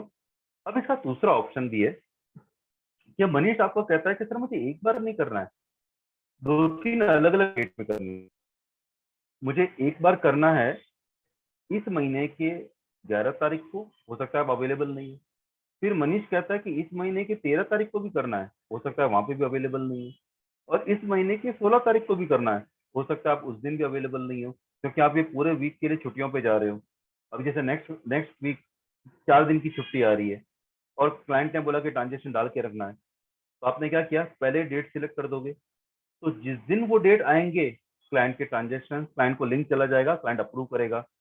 तो जब हमने ये फीचर लॉन्च किया था तो काफी सारे एडवाइजर ये फीचर को यूज कर रहे थे, तो उनका एक सजेशन आया कि मनीष, स्टार्टिंग के डेट्स तो हमें भी याद रहते हैं और क्लाइंट को भी याद रहता है, पर बाद में हम भी भूल जाते हैं और क्लाइंट तो वैसे भी हर चीज भूल जाता है। तो यहाँ पर हमने एडवाइजर को एक ऑप्शन दिया कि आप अगर आप मल्टीपल डेट सिलेक्ट करते हो ना सर, तो यू हैव एन ऑप्शन कि आप वन टाइम अप्रूवल ले सकते हैं या एवरी ट्रांजेक्शन अप्रूवल ले सकते हैं। तो अगर आपने वन टाइम अप्रूवल लिया तो क्या होगा, 11 तारीख का जब ट्रांजेक्शन मनीष अप्रूव करेगा, उसे आगे के ट्रांजेक्शन अप्रूव करने की जरूरत नहीं है। मैं वापस रिपीट करता हूं, अगर आपने वन टाइम अप्रूवल ले लिया तो 11 तारीख का अगर ट्रांजेक्शन मनीष अप्रूव करता है तो उसे आगे के ट्रांजेक्शन अप्रूव करने की जरूरत नहीं है। पर आप मनीष कहता है कि नहीं, मैं उस दिन आप ट्रांजेक्शन ट्रिगर करो, मैं देखूंगा मुझे करना है कि नहीं करना है, तो आप एवरी टाइम अप्रूवल ले लो। यानी जो जो डेट आएंगे क्लाइंट को ईमेल जाएगा, उसे ओके क्लिक करना है। पर नॉर्मली ये ज्यादा पॉपुलर नहीं, ज्यादा पॉपुलर तो फर्स्ट वन है कि आपने वन टाइम अप्रूवल ले लिया, फिर क्लाइंट जो भी उनके डेट्स आएंगे क्लाइंट को ईमेल चले जाएंगे, वो बाकी वाले डेट ट्रांजेक्शन ऑटोमेटिक अप्रूव हो जाएंगे, क्योंकि वन टाइम अप्रूवल में सिर्फ 11 तारीख का अप्रूव करने के बाद इन ट्रांजेक्शन को अप्रूव करने की जरूरत नहीं। अब जब हमने यहाँ पे मल्टीपल ऑप्शंस में मल्टीपल डेट सिलेक्ट करने का वन टाइम अप्रूवल दिया ना सर, तो यहाँ पर एडवाइजर ने एसडब्ल्यूपी वाला जो प्रोडक्ट होता है ना एएमसी में, ठीक है, उसके बदले सारे के सारे एसडब्ल्यूपी हमारे यहाँ पर शिफ्ट हो गए। ऐसा क्यों हुआ? मान लो मनीष आपका एक इन्वेस्टर है जो एक सीनियर सिटीजन है, या फिर मनीष आपका एक एचएनआई क्लाइंट है जो आपको बोलता है कि सर ये कुछ 50 लाख रुपया आप इन्वेस्टमेंट कर लीजिए और मुझे पैसों की रिक्वायरमेंट है, आप इस तरह से मुझे दे देना। तो आज की डेट में 90% एएमसी जब आपको एसडब्ल्यूपी का ऑप्शन देती है, सिस्टमैटिक विड्रॉवल प्लान, तो उसमें क्या होता है, या तो आप वीकली पैसा निकालो या आप मंथली पैसा निकालो, बट क्लाइंट का पैसा निकालने का तरीका जरूरी तो ना क्लाइंट की रिक्वायरमेंट वैसी हो। तो अज्यूम करो कि मनीष आपको कहता है कि सर मेरा 50 लाख रुपया आपने जो इन्वेस्ट किया है उसमें से मुझे पैसों की रिक्वायरमेंट है, बट मुझे पैसों की जो रिक्वायरमेंट है ना हर महीने नहीं है। क्या ऐसा कुछ हो सकता है कि मुझे जब जब पैसा चाहिए सिर्फ उसी दिन पैसा मुझे मिले? बिल्कुल हो सकता है। In the case of MFU schedule transaction में आप क्या करोगे, यहाँ पर आप रिपीट सिलेक्ट करोगे, जहां पर मनीष ने क्या कहा था, मुझे स्पेसिफिक डेट वाइज पैसा चाहिए, तो यहाँ पर ये प्रोडक्ट कौन सा हो गया, रिडम्पशन। यानी आपने मनीष का पहले कोई इन्वेस्टमेंट कर दिया डेट या लिक्विड या आर्बिट्रेज जो भी फंड में आपको जहाँ पे आपको करना है, और वहां से आपको पैसा एसडब्ल्यूपी करना है। तो शेड्यूल ट्रांजेक्शन में एसडब्ल्यूपी किसे बोलते हैं, रिडम्पशन को। जहां पर मनीष को स्पेसिफिक डेट में पैसा चाहिए, जैसे मनीष कहता है कि सर अप्रैल में मुझे 20 तारीख को पैसा चाहिए, मई महीने में मेरे घर में शादी है तो मुझे मई में 4 तारीख को भी पैसा चाहिए, एंड मई महीने में मुझे वापस 18 तारीख को भी पैसा लगेगा, ठीक है। फिर जून में मुझे रिक्वायरमेंट नहीं है और जुलाई में मुझे वापस 8 तारीख को चाहिए। यानी कि ये सबसे यूनिक फीचर है सर। यहाँ पर जब आप एएमसी में एसडब्ल्यूपी करते हो तो you have to work accordingly कि अगर वो एएमसी हर महीने विड्रॉल ऑप्शन देती है तो आपको लेना ही पड़ेगा, वेदर क्लाइंट को हर महीने पैसे चाहिए या नहीं चाहिए। अगर हर वीकली ऑप्शन देती है तो आपको हर वीकली पैसा लेना ही पड़ेगा, वेदर क्लाइंट को पैसा चाहिए या नहीं चाहिए। But in the case of schedule transaction, आप अपनी तरीके से ही ट्रांजेक्शन को शेड्यूल कर रहे हो, जहां पर जो जो डेट में क्लाइंट को पैसा चाहिए उस डेट में आप ट्रांजेक्शन को शेड्यूल कर दो। और इसका दूसरा एडवांटेज क्या है सर, आज की डेट में जब आपने जो ऑलरेडी स्कीम में पैसा डाला हुआ है, तो क्योंकि अननेसेसरी वहां से पैसा नहीं निकल रहा है, जैसे क्लाइंट को पूरे अप्रैल महीने में स्किप करना था, सॉरी जून महीने में स्किप करना था, तो जून महीने का पैसा वो इन्वेस्टेड रहेगा स्कीम में, जितना ही आपका एयूएम भी इंटैक्ट रहेगा, जितना ही क्लाइंट को भी तो उस स्कीम का अप्रिसिएशन मिलेगा, उस इन्वेस्टमेंट का अप्रिसिएशन मिलेगा। तो जो डिस्ट्रीब्यूटर अगर रिडम्पशन करते हैं, सॉरी एसडब्ल्यूपी काफी एक्टिवली यूज करते हैं, तो मैं उनसे रिक्वेस्ट करूंगा कि आप शेड्यूल ट्रांजेक्शन में आप डेट स्पेसिफिक अगर आपको काम करना है तो आप ये प्रोविजन यहाँ पे चाहिए, यानी कि आप अपना एसडब्ल्यूपी के बदले आप ट्रांजेक्शन को इस तरह पे शेड्यूल ट्रांजेक्शन में डाल दीजिए कि जहां पर आपके पास मल्टीपल ऑप्शन आ जाएंगे। फ्रीक्वेंसी मैंने आपको वैसे भी बता दिया था, that is schedule redemption plan में, जहां पर आप फ्रीक्वेंसी सेट कर सकते हो और यहाँ पर आप इस चीज को डेट वाइज भी दे सकते हो, जहां पर we have given an option कि आप वन टाइम अप्रूवल लेके भी क्लाइंट का पैसा आप रिडेम्पशन में डाल सकते हो। अब आज की डेट में we do an investment for long term financial planning, ठीक है। आप बोलते हो ये पैसा अपन 20 साल के लिए डालते हैं या 10 साल के डालते हैं या 15 साल के लिए डालते हैं, और एंड ऑफ द डे अपन डालते हैं for particular target to get achieve. So we have one more product known as that trigger based transaction. अब ट्रिगर जैसे कि नाम सजेस्ट करता है कि अगर कुछ हुआ तो ये ट्रांजेक्शन ट्रिगर कर देना, ठीक है। यानी ट्रिगर जैसे कि नाम सजेस्ट करता है कि अगर कोई पर्टिकुलर चीज अचीव हो गई तो ये ट्रांजेक्शन को एग्जीक्यूट कर लेना, जिसमें मैं आप लोगों से सजेस्ट करूंगा कि ट्रिगर लेवल आप ITRN वाइज यूज करना। GORN यानी group order reference number, ITRN individual transaction reference number होता है। तो GORN में क्या होगा, अगर आपने कोई पर्टिकुलर कंडीशन सेट की है तो सभी स्कीम के लिए वो लागू हो जाएगी। ITRN में आप अलग अलग स्कीम के लिए अलग अलग कंडीशन डाल सकते हो। तो पहला एग्जाम्पल मैं ITRN का लेता हूँ, ठीक है। तो आपने यहाँ पर आपको ITRN वाइज सिलेक्ट करना है। आप ये आप नोट कर लीजिए, जहां पर आप कहते हो कि मनीष का मुझे आदित्य बिरला में इन्वेस्टमेंट करना है, आदित्य बिरला में मनीष का मुझे परचेस करना है, ठीक है।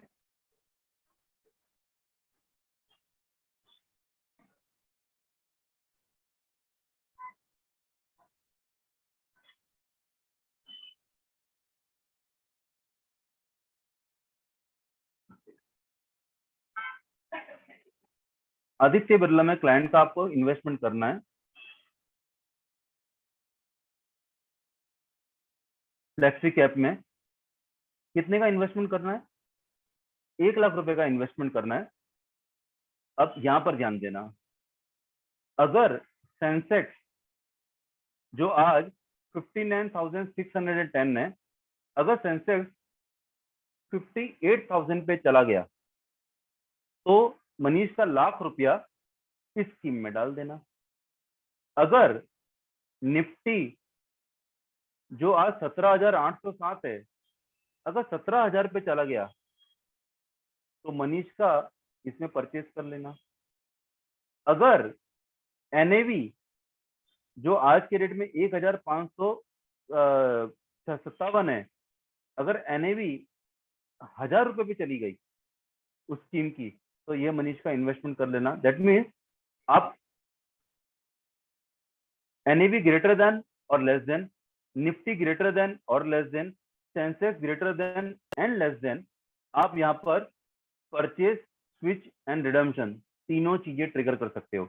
यानी अगर आपको इन्वेस्टमेंट करवाना है तो आप परचेज को डालोगे, पैसा निकालना है जैसे आपने कहा कि मनीष का एक पर्टिकुलर स्कीम में ऑलरेडी पैसा पड़ा हुआ है, ठीक है। मनीष का एक स्कीम है आदित्य बिरला, जहां पर ये पर्टिकुलर स्कीम है, जहां पर मान लो मनीष का लो ड्यूरेशन में पैसा पड़ा हुआ था और आपको लग रहा है कि मनीष का ये पैसा निकाल देना है मुझे स्पेसिफिक ऑल अमाउंट। सपोज मान लो ये इक्विटी स्कीम होती, मैं कोई मेरी इक्विटी स्कीम भी देख लेता हूँ।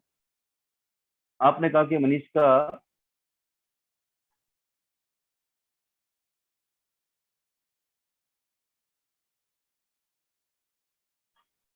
एक मिनट सर, ये मैं लाइव दिखा देता हूँ।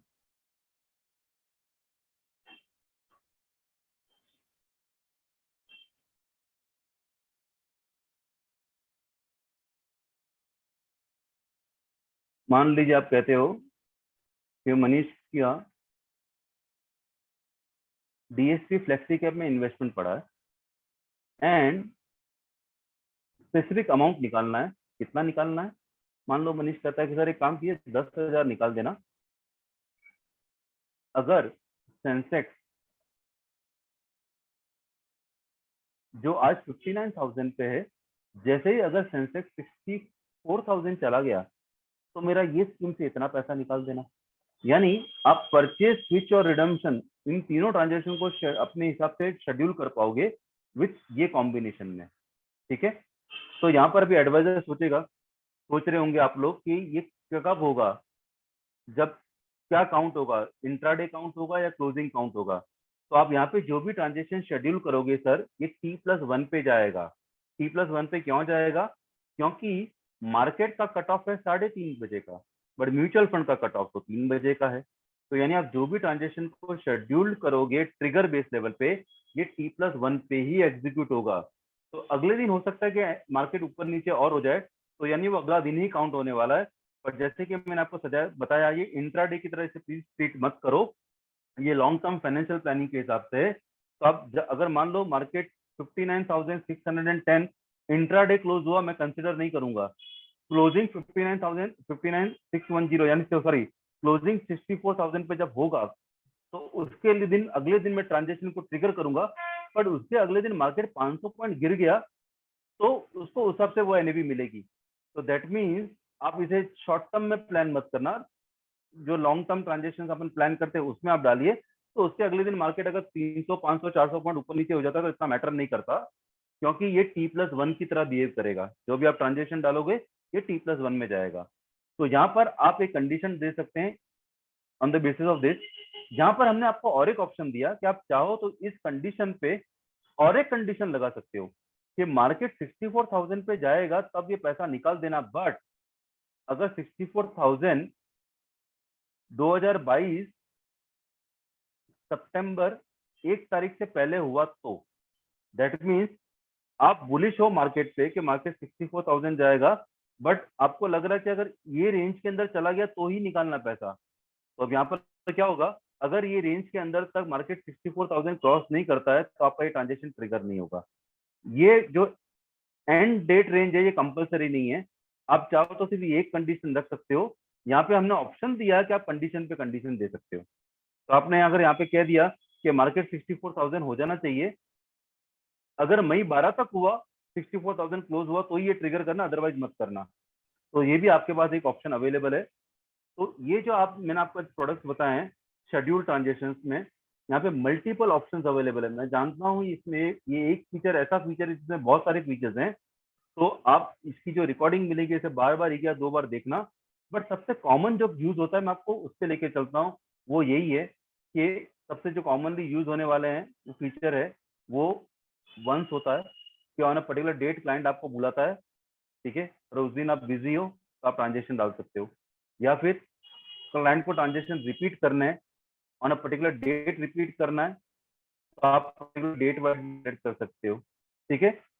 ट्रिगर में एक चीज जो आपको मुझे बतानी रह गई थी वो ये है कि आप जो भी ट्रांजेक्शन को ट्रिगर करोगे तो वी हैव एन ऑप्शन। ये ऑप्शन हमने क्यों लॉन्च किया था, जैसे कि मान लो आपने मनीष का ट्रांजेक्शन को ट्रिगर किया था कि मार्केट अगर 64,000 पे चला जाए तब ये ट्रांजेक्शन करना, तो बहुत सारे एडवाइजर क्या बोलते थे कि भाई ट्रांजेक्शन 1 साल भी ले सकता है वो होने में, या 6 महीने भी ले सकता है। तो उस वक्त क्लाइंट ईमेल पे ओके क्लिक करना भूल गया, ऐसा कुछ ऑप्शन है। तो हमने आपको 2 ऑप्शन दिए हैं। पहला है अलर्ट। अलर्ट यानी क्या होगा, जब आप अलर्ट सिलेक्ट करोगे तो जिस दिन ये कंडीशन मीट होगी, जिस दिन ये कंडीशन मीट होगी कि मनीष का आपने जो ट्रांजेक्शन सिलेक्ट किया था, ठीक है, आपने कहा था कि सेंसेक्स अगर 64,000 क्रॉस कर ले, जो हो सकता है अगले महीने हो या 6 महीने बाद हो या 8 महीने बाद हो, तो अगर आपने अलर्ट किया है तो जब भी ये अचीव होगा मनीष को ईमेल जाएगा, उसे ओके क्लिक करना है। पर कई बार एडवाइजर बोलते हैं मनीष इतना सब क्लाइंट को भी याद नहीं रहता और हमें भी याद नहीं रहता, तो हमने यहाँ पर एक ऑप्शन दिया है एग्जीक्यूशन। तो अभी एग्जीक्यूशन इंपॉर्टेंट चीज है। अगर आपने इसे एग्जीक्यूशन दे दिया तो क्या होगा, जैसे आप इसे सबमिट करोगे मनीष को तुरंत ईमेल चला जाएगा और मनीष को वो अप्रूव करना है। तो क्या होगा, मनीष ने आज आपने इनिशिएट किया है, मनीष इसे अप्रूव कर देगा, जिस दिन ये हो गया ऑटोमेटिक ट्रांजेक्शन मेरा प्रोसेस हो जाएगा।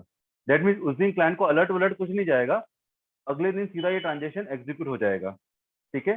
तो 2 ऑप्शन आपके पास है, अलर्ट मोड यानी क्लाइंट को उस दिन मेल जाएगा, जिस दिन ये अचीव हो गया उसके अगले दिन ईमेल चला जाएगा, और एग्जीक्यूशन मोड यानी क्लाइंट को मेल आज ही चला जाएगा, जैसे आप सबमिट करोगे क्लाइंट को तुरंत ईमेल चला जाएगा, और क्लाइंट ने ओके क्लिक कर दिया तो जब भी ये कॉम्बिनेशन अचीव होगा क्लाइंट का ट्रांजेक्शन ट्रिगर हो जाएगा। बिल्कुल, तो ट्रिगर मोड में अलर्ट और एग्जीक्यूशन का आपको ध्यान देना है।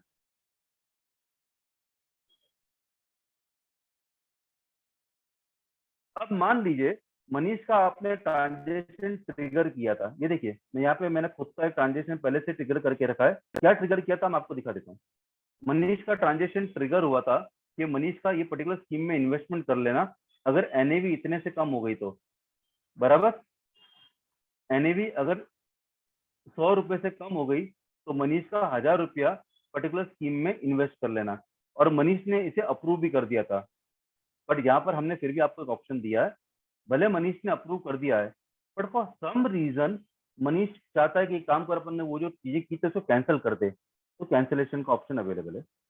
या मनीष चाहता है कि वो एनएवी कोई काम कर 100 मत 110 कर दे, अरे वो सेंसेक्स को 64,000 नहीं 65,000 कर दे, तो मॉडिफिकेशन है। यानी भले मनीष ने ट्रांजेक्शन को ओके क्लिक कर दिया है, पर जब तक वो टारगेट अचीव नहीं होता है, you have an option of cancellation and modification. मैं रिपीट करता हूँ, जब तक अगर आपने भले एग्जीक्यूट कर दिया है, पर जब तक मनीष का ट्रांजेक्शन एग्जीक्यूट नहीं होता है, यानी जब तक वो 64,000 का टारगेट अचीव नहीं हुआ है, you have an option of cancellation and modification. तो ये था ओवरऑल शेड्यूल ट्रांजेक्शन, जिसमें जो 90% आप यूज करोगे ना sir, that will be schedule purchase plan, यानी कि जो आपको एसआईपी के रूप में देखना है, that is schedule purchase plan,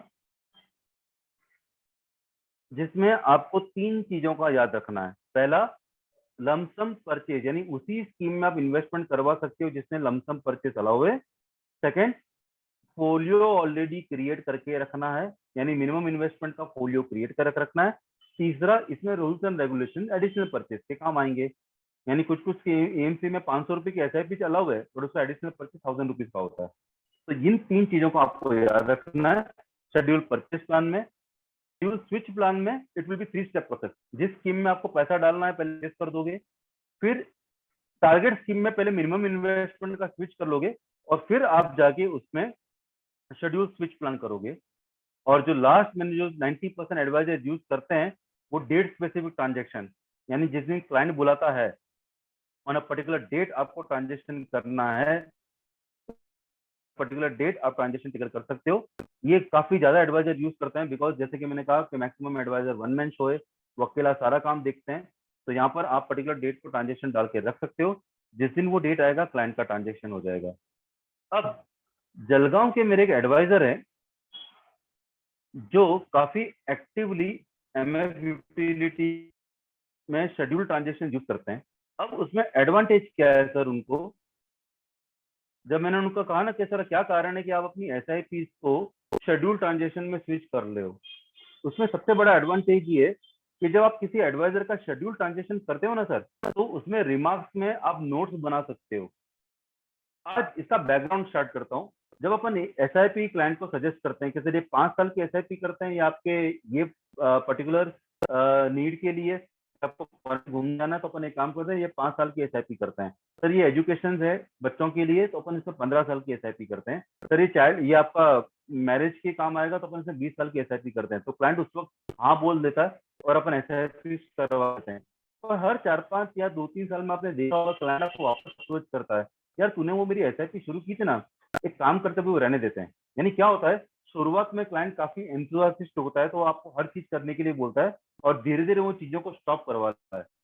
अब ये जो एडवाइजर है मेरे, ये जलगांव के डिस्ट्रीब्यूटर है राजेंद्र भाईती जी, वो क्या करते हैं, उन्होंने अपनी एसआईपी को बंद करके शेड्यूल ट्रांजेक्शन में स्विच कर लिया, क्योंकि शेड्यूल ट्रांजेक्शन में वी हैव एन ऑप्शन कि आप नोट बना सकते हो। यानी जो भी क्लाइंट का आप ट्रांजेक्शन इनिशिएट करते हो ना, उसमें नोट बनाने का प्रोविजन है। तो जब भी वो ट्रांजेक्शन क्लाइंट को ईमेल जाता है कंफर्मेशन का, या फिर हर महीने जो ट्रिगर होता है उसका ईमेल जाता है, तो उसमें नोट में लिखा हुआ रहता है। अब यहाँ पे क्या होगा मालूम है, आप नोट में वो आपने जो शेड्यूल ट्रांजेक्शन किया उसकी स्टोरी बना दो कि सर ये अपना जो पैसा है, आप इसको वर्ड टू वर्ड मत पढ़ना, क्योंकि ये इन्होंने अपनी तरह से स्टोरी बनाई है। आप चाहो तो आप अपने हिसाब से स्टोरी बना सकते हो कि सर ये जो पर्टिकुलर पैसा अपन कर रहे हैं ना, शेड्यूल परचेज प्लान वीकली कर रहे हैं 10 साल के लिए, तो ये पैसा अगर इतने से ग्रो हुआ तो इतना हो जाएगा, इतने से ग्रो हो जाएगा तो इतना हो जाएगा, और ये आपके डॉटर एजुकेशन के लिए है। तो क्या होगा, जैसे जैसे क्लाइंट को हर महीने में 2 बार या जो भी आपने ट्रिगर किए हैं, वीकली मंथली डेली जो भी आपने किए हैं, तो क्लाइंट को ये जो ऑटोमेटिक ईमेल में दिखता रहेगा या एसएमएस में दिखता रहेगा, जो लिंक उसमें जाता है उसमें दिखता रहेगा, तो क्लाइंट वो हैम्पर रहेगा हर बार, ऐसा ये पैसा तो इस चीज के लिए, ये पैसा तो उस चीज के लिए। तो इन्होंने क्या किया, राजेंद्र जी ने अपनी सारी इन्वेस्टमेंट को लिंक कर दिया किसी न किसी के साथ। तो इन्होंने एक पर्टिकुलर लिंक कर दिया कि सर अपनी जो 12,000 की एसआईपी थी, उसमें अगर अपन 15 साल तक ये कंटिन्यू करेंगे और उसके बाद अपन पैसा नहीं निकालेंगे, तो अगले 25 साल बाद अपन ये पैसा इतना हो जाएगा और उसमें से अपन एचडब्ल्यूपी करेंगे। यानी क्या हुआ, उन्होंने हर एक इन्वेस्टमेंट को एक स्टोरी बनाई है, और उस स्टोरी को याद रखने के लिए कि क्लाइंट वो स्टोरी भूले नहीं। आज की डेट में स्टोरी एज ए डिस्ट्रीब्यूटर अपन नहीं भूलते हैं, बट क्लाइंट भूल जाता है।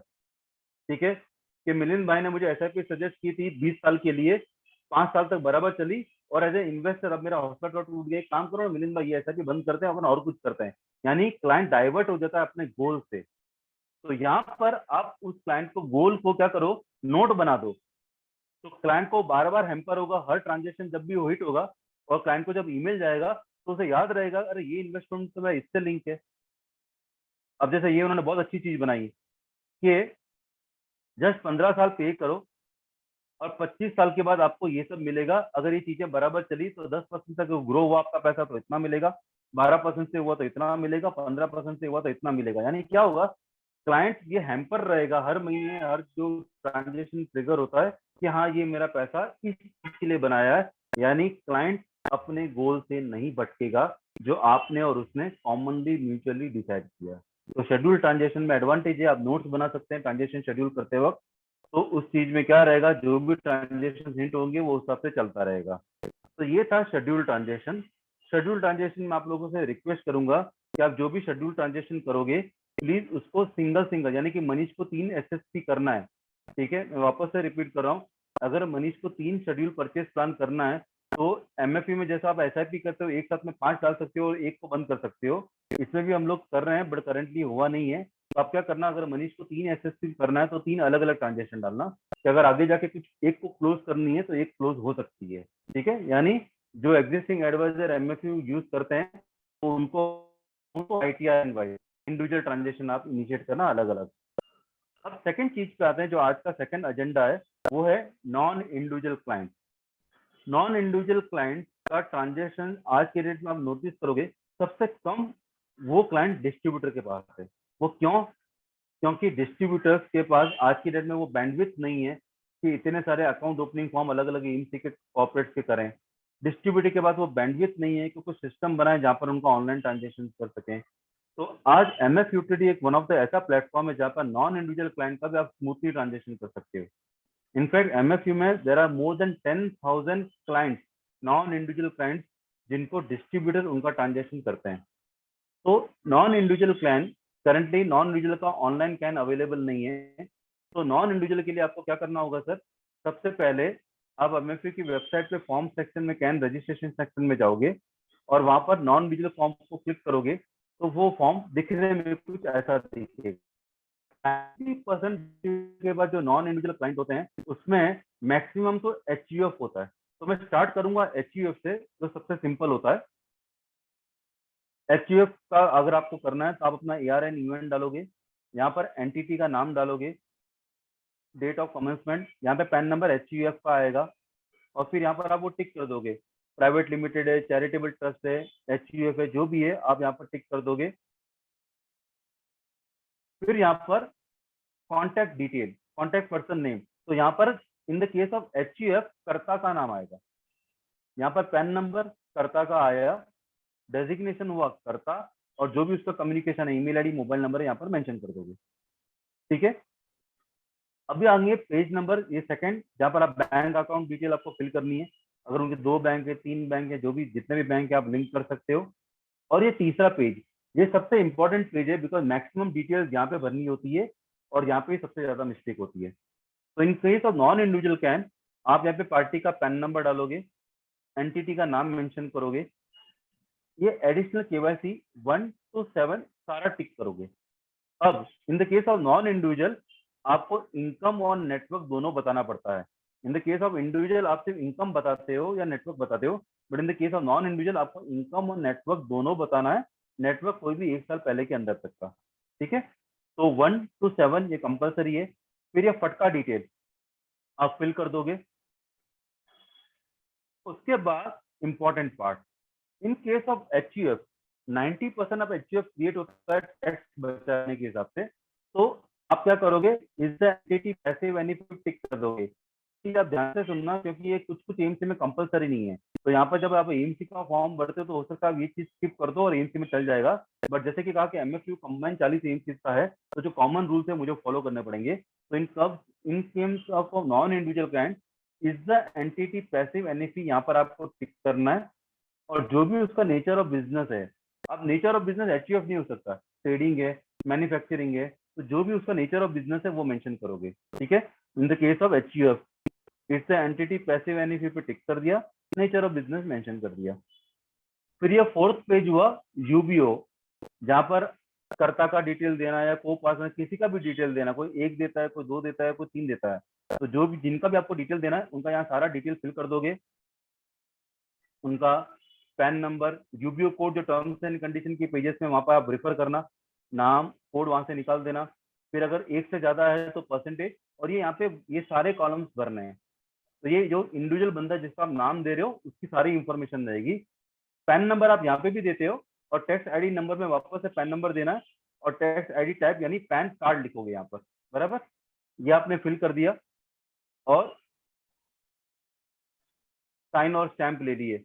We have a PDF fillable form also, तो अगर आपको पीडीएफ फिलअप फॉर्म में यहाँ पर अगर आपको यहाँ पे फिल करना है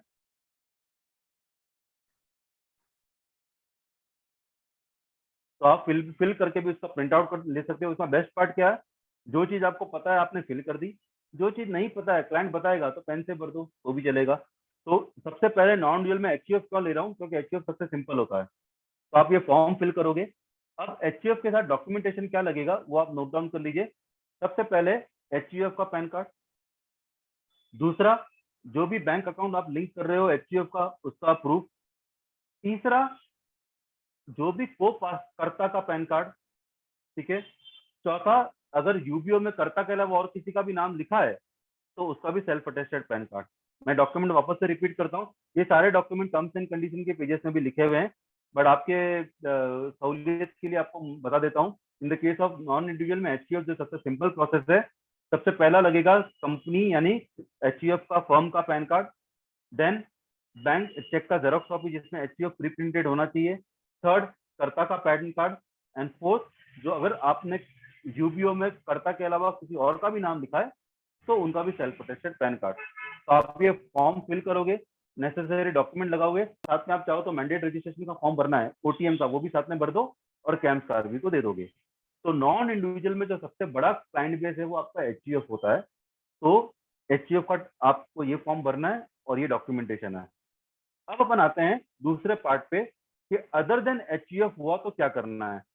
अदर देन एचयूएफ थोड़ा ध्यान से सुनना, क्योंकि अदर देन एचयूएफ डिपेंड वो कंपनी क्या है डॉक्यूमेंटेशन उस हिसाब से बनेंगे। तो in the case of other than HUF मैं आपको फ्रेमवर्क बता देता हूँ कि डॉक्यूमेंटेशन इस तरह के होते हैं, लैंग्वेज और टर्मिनोलॉजी चेंज होती होगी। तो मान लो आपके पास एक कंपनी है जैसे अर्थ मित्रम गुरुकुलम का आपको कैन क्रिएट करना है, या फिर आपको मनीष ट्रांसपोर्ट का कैन क्रिएट करना है जो एक एलएलपी है या पार्टनरशिप है या कंपनी है प्राइवेट लिमिटेड जो भी होगा। तो other than non usual form, other than non usual में भी फॉर्म तो कैन रजिस्ट्रेशन नॉन यूजुअल का ही रहेगा, अदर देन एचयूएफ में भी आप ये सेम चीज फिल करोगे। एंटिटी कौन सी है, प्राइवेट लिमिटेड है, पब्लिक लिमिटेड है, जो भी आप यहाँ पर फिल कर दोगे। अब यहाँ पर क्या रहेगा सेकेंड पार्ट में, वो है कॉन्टेक्ट डिटेल। तो यहाँ पे जो भी कॉन्टेक्ट डिटेल का जिनका भी आप यहाँ पे नाम दोगे ना, एएमसी के अकाउंट स्टेटमेंट में ईमेल आईडी मोबाइल नंबर उसी का जाएगा। अब ये चीज ध्यान से सुनना, आई थिंक जो सेबी का नया गाइडलाइंस है कि 15 अप्रैल के बाद रिडम्पशन में 2 फैक्टर ऑथेंटिकेशन आने वाला है। तो अगर आपके पास इंडिविजुअल क्लाइंट का है तो वो उनका आप ईमेल आप उनका मोबाइल नंबर देते हो वहां पे वो ओटीपी चला जाएगा। पर अगर आप किसी कंपनी का क्रिएट करते हो तो जो बंदा एक्टिवली म्यूचुअल फंड में इन्वॉल्व है प्लीज उसका मोबाइल नंबर देना, क्योंकि 2 फैक्टर ऑथेंटिकेशन में आपके लिए इंपॉर्टेंट है। तो यहाँ पे आप जो भी कॉन्टेक्ट डिटेल्स दोगे वो एएमसी के अकाउंट स्टेटमेंट में अपडेट हो जाएंगे। ये बैंक अकाउंट डिटेल आपने फिल कर दिया। अब ये अगेन तीसरा पेज, कंपनी का पैन कार्ड, उसका नाम, बाद में ये 1 to 7 आप पूरा फिल करोगे। देन यहाँ पर आपने ये वाला पार्ट फिल कर दिया। अब अगर कंपनी लिस्टेड है तो आप ये पार्ट भरते हो, अनलिस्टेड है तो आप ये भरते हो, या फिर सॉरी कंपनी अनलिस्टेड है बट ये पेरेंट ये सब्सिडरी लिस्टेड एंटिटी की तो ये भरते हो। पर नॉर्मली डिस्ट्रीब्यूटर्स के पास ये वाले कैटेगरी नहीं होते हैं, क्योंकि ये कैटेगरी डायरेक्टली ईएमसीज में जाके इन्वेस्टमेंट करते हैं, उनका काफी बड़े अमाउंट होते हैं। जो सेकंड जो कैटेगरी होती है ना, जैसे कि LLP, partnership, cooperative housing society, बराबर। तो यहाँ पर आएगा एंटिटी वो एक्टिव है कि पैसिव है। तो ये एक्टिव होगा कि पैसिव होगा या एमएफयू डिसाइड नहीं करेगा, ना एज ए डिस्ट्रीब्यूटर आप डिसाइड करोगे। एक्टिव एनएफई यानी कोई पर्टिकुलर एंटिटी जो टैक्स पे करती है या फिर अर्न करती है उस इनकम पे, वो एक्टिव होता है। और अगर वो पैसिवली है यानी कि वो इनकम टैक्स बचाने के हिसाब से उसने फर्म खोली तो ये एनईपी होता है। तो हो सकता है कि बहुत सारे जो एजुकेशनल इंस्टीट्यूट है ना वो पैसिव कैटेगरी में आ जाए। तो कौन से कैटेगरी में आता है ये काम एमएफयू का चेक करना नहीं है, ये टर्म्स एंड कंडीशन में दिए हुए हैं, प्लीज वहां पर जाकर रिफर करो। तो कोई भी अगर आप ये आपको पूछे कि यहाँ पे ये भरूं कि ये भरूं, तो एक्चुअल में ये रोल आपका भी नहीं है, आप टर्म्स एंड कंडीशन में रिफर करके उनको गाइड कर सकते हो। तो in the case of non individual HUF normally passive पे टिक होता है, और अदर देन नॉन एचयूएफ अगर एलएलपी है, कंपनी है, कॉर्पोरेट है, बॉडी कॉर्पोरेट है, तो एंटिटी एक्टिव एनईपी पे टिक करोगे, उसका नेचर ऑफ बिजनेस लिख दोगे, ट्रेडिंग है, मैन्युफैक्चरिंग है, जो भी है, और यहाँ पर क्या लिखना है, कोड। पैसिव एनईपी पे कोड नहीं पूछा जाता है, एक्टिव एनईपी पे कोड पूछा जाता है। जो टर्म्स एंड कंडीशन पे यहाँ पे रिफर करोगे तो नॉर्मली यहाँ पे 0 to 7 जिससे भी लागू होता है वो आप यहाँ पे फिल कर दोगे। एंड ये उसका यूबीओ का डिटेल फिल कर दोगे। अगेन पार्टनर्स हैं, डायरेक्टर्स हैं, जो भी है, यूबीओ जिसको भी वो बनाना चाहे उसका यहाँ पे डिटेल फिल कर दोगे। और अभी अपन आते हैं डॉक्यूमेंटेशन पे। तो डॉक्यूमेंटेशन जैसे कि मैंने कहा कि अलग अलग कंपनी के अलग अलग वर्डिंग यूज होते हैं, पर प्रीडोमिनेटली क्या डॉक्यूमेंट लगते हैं, सबसे पहले नोट कर लीजिए अगर आपको चाहिए तो, कंपनी का पैन कार्ड, बराबर। देन जो भी बैंक अकाउंट लिंक कर रहे हो उसका चेक का जेरॉक्स जिसमें कंपनी का नाम सिर्फ प्रिंटेड होना चाहिए। तीसरा, बोर्ड रेजोल्यूशन। चौथा, ASL ऑथराइज सिग्नेटरी लिस्ट, ठीक है। बोर्ड रेजोल्यूशन में आप मोटा मोटी देखोगे तो ये लिखा हुआ रहता है कि it is entitled that the company can invest the surplus amount in mutual fund, other financial product like mutual fund, FD, blah blah blah, पूरा लिखा हुआ रहता है। ASL यानी ऑथराइज सिग्नेटरी लिस्ट, ये दिस आर द ऑथराइजर। तो normally जब भी आप किसी क्लाइंट का कैन क्रिएट करोगे, आप बोर्ड रेजोल्यूशन की तरफ नजर फेरोगे, तो एमएफयू के लिए कोई स्पेशल बीआर ASL बनाने की जरूरत नहीं है। उस कंपनी का existing BR ASL more than sufficient है। सिर्फ कंटेंट देख लेना कि बोर्ड रेजोल्यूशन में ऐसा लिखा होना चाहिए कि company can investment amount in mutual fund and any one या any two can authorise transaction, बराबर। ऑथराइजेशन मैट्रिक्स क्लियर होना चाहिए कि एनी वन है, एनी टू है, या जॉइंटली जो भी रहेगा कैन ऑथराइज द ट्रांजेक्शन। और जो ASL होता है, ऑथराइज सिग्नेटरी लिस्ट, उसमें उनका नाम एंड स्पेसिमेन सिग्नेचर होता है। तो नाम एंड स्पेसिमेन सिग्नेचर होता है। मैं वापस से रिपीट करूंगा, एमएफयू फॉर्मेट नहीं है, जो भी उनका वो एग्जिस्टिंग बना हुआ है वो अब चलेगा। ये देख लेना कंटेंट वो सब होना चाहिए। और लास्ट क्या लगेगा, जिनका भी यूबीओ में आप नाम दोगे उनका self attested pan card copy. Normally company में पार्टनर्स होते हैं तो पार्टनर्स होते हैं नॉर्मल, तो यूबीओ पार्टनर्स होते हैं, उनका डिटेल डाल दीजिए। तो जो भी इंडिविजुअल बंदा रहेगा वो उनका आप डिटेल यहाँ पे फिल करोगे। इनफैक्ट आपको एक शॉकिंग चीज बताता हूँ, एमएफ यूटेड में we have distributor from Bardoli जिसका बैंक क्लाइंट है। बैंक अपना इन्वेस्टमेंट एक डिस्ट्रीब्यूटर के थ्रू कराता है, एमएफए में we have a distributor like that also. तो नॉन इंडिविजुअल कैटेगरी बहुत अच्छी कैटेगरी है। ये कैटेगरी में आजकल बहुत ज्यादा पैसा आ रहा है म्यूचुअल फंड में। The only thing is advisors काफी एक्टिवली इन्वॉल्व नहीं है। तो जो एडवाइजर्स अगर आपको लग रहा है आपके पास, आप जिस बिल्डिंग में रहते हो वो सोसाइटी के इन्वेस्टमेंट भी तो हो सकते, ठीक है। आप जिस बिल्डिंग में रहते हो या जिस सोसाइटी में रहते हो या फिर कोई एजुकेशन इंस्टीट्यूट से आप टच में हो, उनका भी तो पैसा लिक्विड में आता है, बिल्कुल। तो नॉन इंडिविजुअल एक अच्छी कैटेगरी जिस पर आप फोकस कर सकते हो। अब नॉन इंडिविजुअल में last part, in the case of HUF करता है डिसीजन मेकर, ठीक है। बट नॉन एचयूएफ के केस में अगर कंपनी या पार्टनरशिप एलएलपी है तो उनका ऑथराइजेशन मैट्रिक्स होता है ना, जैसे एनी वन ऑथराइजर, एनी टू ऑथराइजर या एनी थ्री ऑथराइजर। तो नॉन इंडिविजुअल में लास्ट पार्ट ये रहेगा कि अगर आपको उनका ऑनलाइन ट्रांजेक्शन करना है तो आपको और एक फॉर्म भरना पड़ेगा। वो फॉर्म कौन सा है, आप एमएफयू की वेबसाइट पे डिस्ट्रीब्यूटर सेक्शन में जाओगे, डिस्ट्रीब्यूटर सेक्शन में डाउनलोड फॉर्म में जाओगे। डाउनलोड फॉर्म में सबसे पहला फॉर्म है login access for non individual, यहाँ पर क्लिक करोगे। और जब आप यहाँ पे क्लिक करोगे तो ये फॉर्म दिखने में कुछ ऐसा दिखेगा, जहाँ पर अब यहाँ पर ये वाला पार्ट आप ध्यान से सुनना। आप क्या करोगे, नॉन इंडिविजुअल का पहले कैन क्रिएट करोगे, उसके नेसेसरी डॉक्यूमेंट लोगे, और आप जॉन कोई भी जो सिटी में रहते हो उस सिटी में पहले क्लाइंट का कैन क्रिएट कर लोगे। यानी अगर आप अहमदाबाद में हो, अहमदाबाद कैंप कार्वी को दो, राजकोट में हो, राजकोट कैंप कार्वी को दो, अगर आप पूना में हो, पूना कैंप कार्वी को दो, अगर आप लखनऊ में हो, लखनऊ में कैंप कार्वी को दो। यानी जिस सिटी से बिलोंग करते हैं पहले आप लोकल लेवल पे कैन क्रिएट कर दो, और कैन अप्रूव होने के बाद आपको ये फॉर्म भरना है जहां पर पार्टी का कैन नंबर लिखो, उसका नाम लिखो, ठीक है, एंटिटी नेम, एंड यहाँ पर उसका जो ऑथराइजर होता है ना, जिसका एएसएल में नाम लिखा होता है, उनका नाम, डेट ऑफ बर्थ, डेजिग्नेशन यहाँ पे मेंशन कर दो। तो अगर हो सकता है कि एनी वन ऑफ थ्री है तो यहाँ पे तीनों का नाम लिख दो, तो किसी एक को भी आपको मेल भेजना है तो उसको चला जाएगा अप्रूवल के लिए। तो जो भी उनके ऑथराइजर्स हैं उनका यहाँ पर नाम आ जाएगा और सेकेंड पेज पे सिग्नेचर और स्टैंप आ जाएगा। बट अभी यहाँ पर एक इंपॉर्टेंट चीज है, ये ध्यान से सुनना, ये फॉर्म कैम्प कार्वी नहीं ले सकता है। मैं रिपीट करता हूँ, ये फॉर्म कैम्प कार्वी नहीं ले सकता है। तो आप क्या करोगे, लोकल लेवल पे पहले कैन क्रिएट कर दोगे, कैन अप्रूव होने के बाद ये वाला फॉर्म भरोगे और इसके साथ मुझे वापस से BRASL का जेरोक्स लगेगा, वो लगा के आपको MFU का ये थाना ऑफिस का जो एड्रेस लिखा है ना, यहाँ पर आपको कुरियर करना है। यानी आप जब नॉन म्यूचुअल का कैन क्रिएट करते हो अदर देन HUF, तो बोर्ड रेजोल्यूशन ASL के 2 जेरोक्स लगाओगे, एक लगेगा कैन के साथ, दूसरा लगेगा इसके साथ, और ये अटैच करके आप कैम्प कार्वी को दोगे। जो भी डिस्ट्रीब्यूटर को नॉन म्यूचुअल का कैन क्रिएट करना है, आप अपने रिस्पेक्टिव बिजनेस डेवलपमेंट मैनेजर से में रह के और जानना चाहे तो सीख सकते हैं, कस्टमर सर्विस में भी कॉल करके पूछ सकते हैं। तो आज का जो सेशन, ये पार्ट मैंने लास्ट डे में इसलिए रखा बिकॉज ये थोड़ा टेक्निकल पार्ट है। तो इसीलिए स्टार्टिंग में मैंने जो फर्स्ट सेशन का टारगेट था कि MFU क्या है और उसमें फीचर्स क्या क्या है, सेकंड सेशन का टारगेट था कि MFU के लॉगिन यूज कैसे करना है, और थर्ड सेशन का टारगेट क्या था कि जो हमारा यूनिक फीचर है शेड्यूल ट्रांजेक्शन, जिसमें टेक्निकली थोड़ा नॉलेज आना चाहिए, उसके बाद काम करना आसान हो जाएगा। और नॉन लीगल जो एडवाइजर्स बिल्कुल फोकस नहीं कर पा रहे हैं इस बिजनेस पे, क्योंकि इसमें डॉक्यूमेंटेशन बहुत होता है, पर what is the best part, आपने एक बार MFU में ये डॉक्यूमेंट सब दे दिए ना, आपको कोई भी AMC में बार बार ये सारे सेट ऑफ डॉक्यूमेंट देने की जरूरत नहीं है।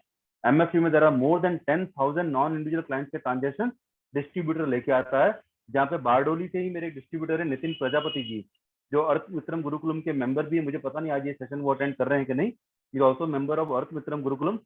उनके पास काफी सारे नॉन जो क्लाइंट है, जिनमें से वन ऑफ द क्लाइंट तो बैंक खुद है, बैंक अपने इन्वेस्टमेंट उनके थ्रू करवाता है। तो ये दो चीज जो आज मेन था एजेंडा, और तीसरा एक लास्ट पार्ट जिसके बाद अपन मिलिंद भाई के पास चलेंगे और क्वेश्चन आंसर सेशन उसके बाद होगा। तीसरा जो लास्ट पार्ट आज के लिए वो ये था कि कुछ एडवाइजर कहते थे कि मनीष जी हम लोग सिलेक्टेड एजेंसी में काम करते हैं, तो आज जब हम लोग इन्वेस्टर को लॉगिन देते हैं ना, तो इन्वेस्टर को लॉगिन में वो सभी एजेंसी में इन्वेस्टमेंट करने का ऑप्शन होता है, जहां पर हम लोग रजिस्टर्ड नहीं है वो उसमें भी इन्वेस्टमेंट कर लेता है।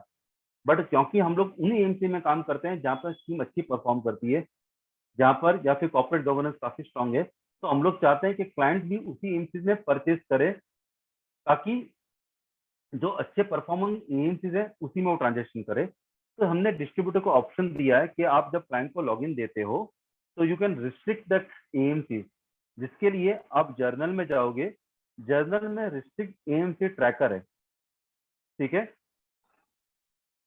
आप यहाँ पर क्लिक करोगे, ठीक है, और यहाँ पर एंटिटी में जाओगे और यहाँ पर आपको कौन कौन सी एएमसी नहीं चाहिए उसको निकाल दो और अपडेट कर दो।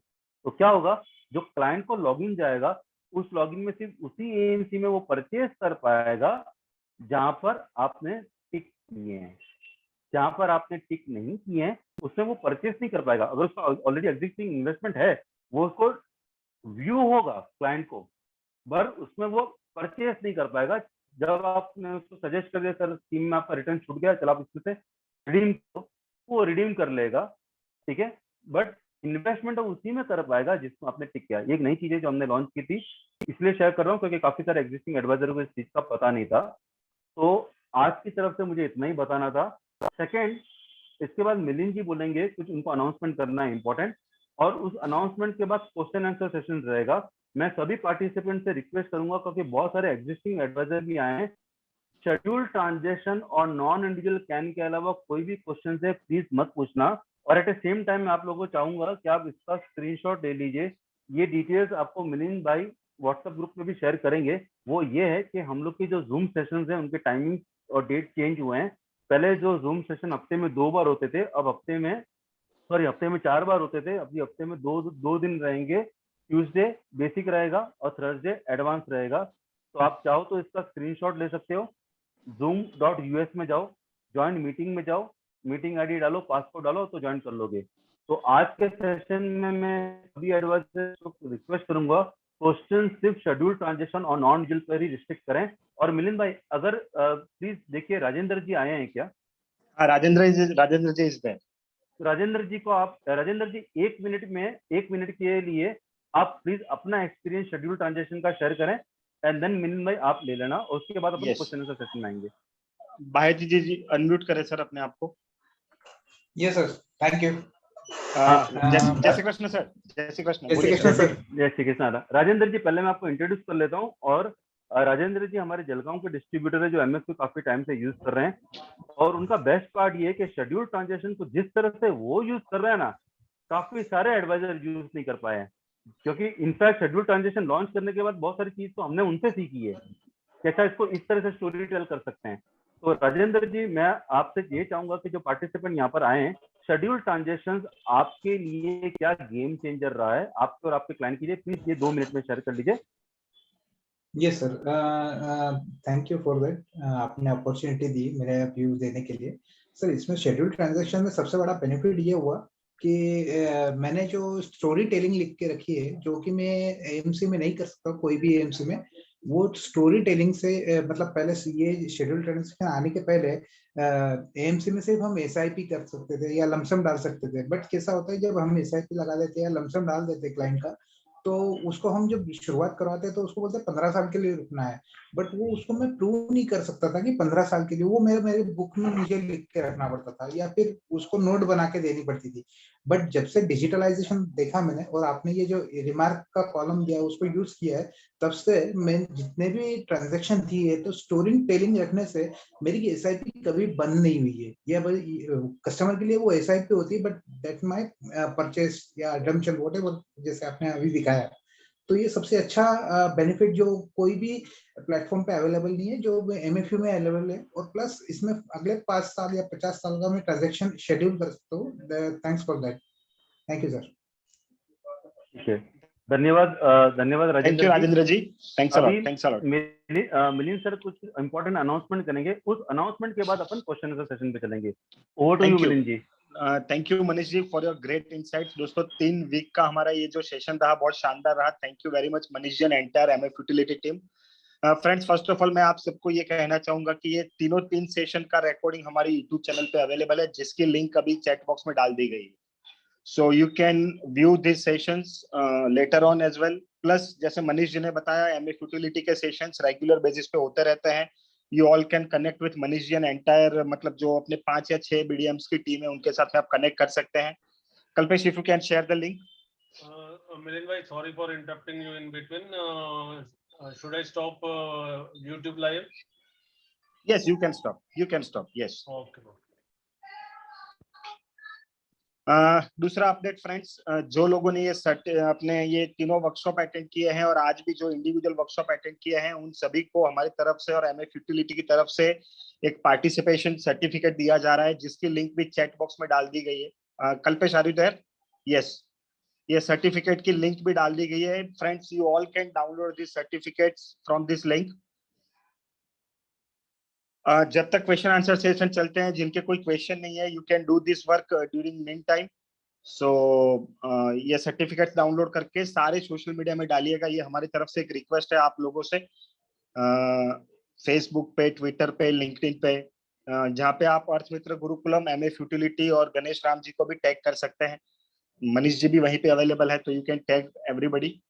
एंड अगर किसी को कोई सर्टिफिकेट्स नहीं मिलते हैं, या तो सर्टिफिकेट में स्पेलिंग में मिस्टेक है, या तो कुछ भी डाउट्स है, कुछ भी क्वेरीज है, you can connect on our contact numbers. उसका डिटेल्स भी चैट बॉक्स में डाल दिया गया है दोस्तों।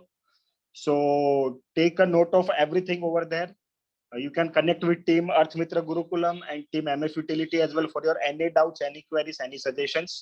Now we will open the session for question and answers. जैसे मनीष जी ने बताया, आज हम सिर्फ वही क्वेश्चन लेंगे दोस्तों जो schedule transactions and non individual business के रिलेटेड है। उसके अलावा सारे हाँ, उसके अलावा कोई भी क्वेश्चंस हम आज एंटरटेन नहीं करेंगे। बाकी सारे क्वेश्चन आंसर्स के लिए आप हमारे तीनों वीडियोस देख सकते हैं, या तो फिर टीम एमएफयू से भी कनेक्ट कर सकते हैं। So let's take some questions. Advance training का सेशंस होता है, आप यहाँ पे भी आके पूछ सकते हैं। Yes, let's have some questions from, please raise your hands friend. We will take questions one by one and any details if you anybody want, हमारे चैट बॉक्स में कल्पेश भाई इज एक्टिव, जो हमारे टास्क फोर्स मेंबर हैं, तो आपके सारे doubts and queries का जवाब वो दे देंगे. Let's have some questions. Lakshmikant ji, please unmute yourself and ask your question. Lakshmikant ji, please unmute yourself sir.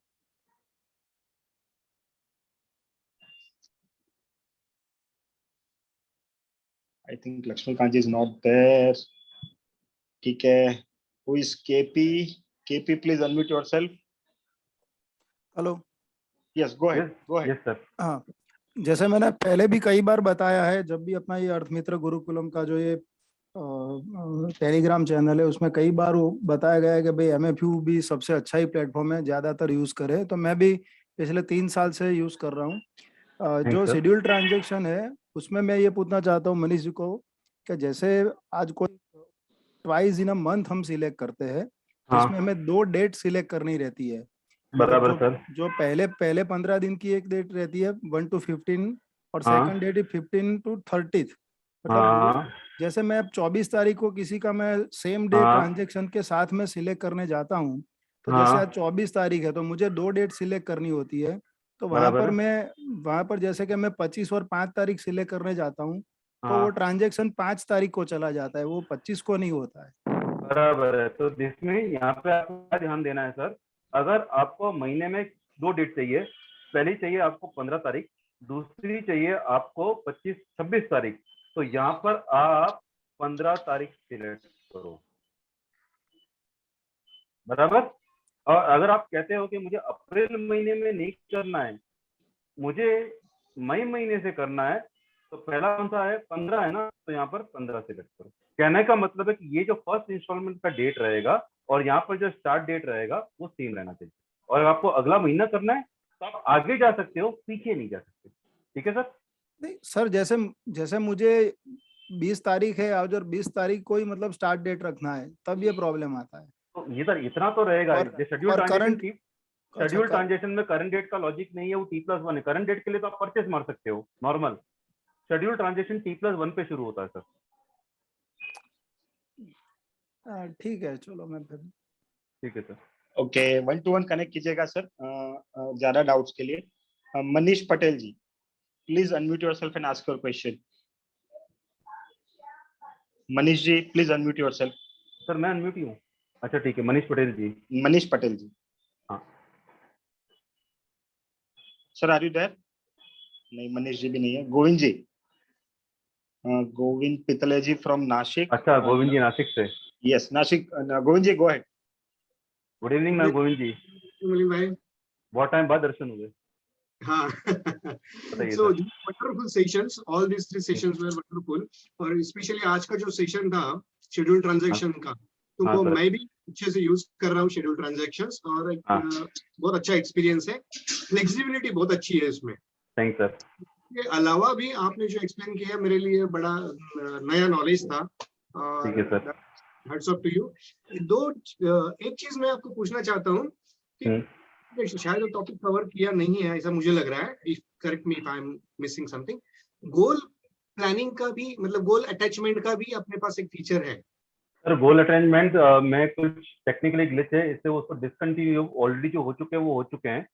हाँ. गोल रिलेटेड को थोड़ा टाइम लगेगा बिकॉज में डिविडेंड रीइन्वेस्टमेंट और कुछ ऑप्शंस में टेक्निकल ग्लिच आ रहे हैं, इसलिए मैंने पार्ट कवर नहीं किया. और आज के सेशन का एजेंडा क्या, क्योंकि शेड्यूल ट्रांजेक्शन में बहुत ज्यादा डीप तक है, तो एटलीस्ट जहाँ से एडवाइजर काम शुरू कर सकता है, जो 90% काम अपना क्या होता है वो है शेड्यूल परचेस, या फिर आप स्विच मारते हो बराबर, या फिर ऑन पर्टिकुलर डे ट्रांजेक्शन करते हो. इसलिए मैंने टारगेट इतना ही रखा है कि एडवाइजर, क्योंकि यहाँ पे काफी सारे एडवाइजर फर्स्ट टाइम भी आए हैं सर, बराबर. तो एटलीस्ट वो बेसिक जहाँ पे वो 80% काम शुरू कर पाए, इसीलिए वो पार्ट कवर किया हुआ. Got that. One more suggestion was that I have already conveyed that to the call center today only. आपने जो फिलेबल फॉर्म्स है ना. हाँ सर. तो उसमें केवाईसी का फॉर्म फिलेबल नहीं है. सर केवाईसी का फॉर्म फिलेबल नहीं होने के 2 कारण है. सबसे पहले we are not a registered KRA member.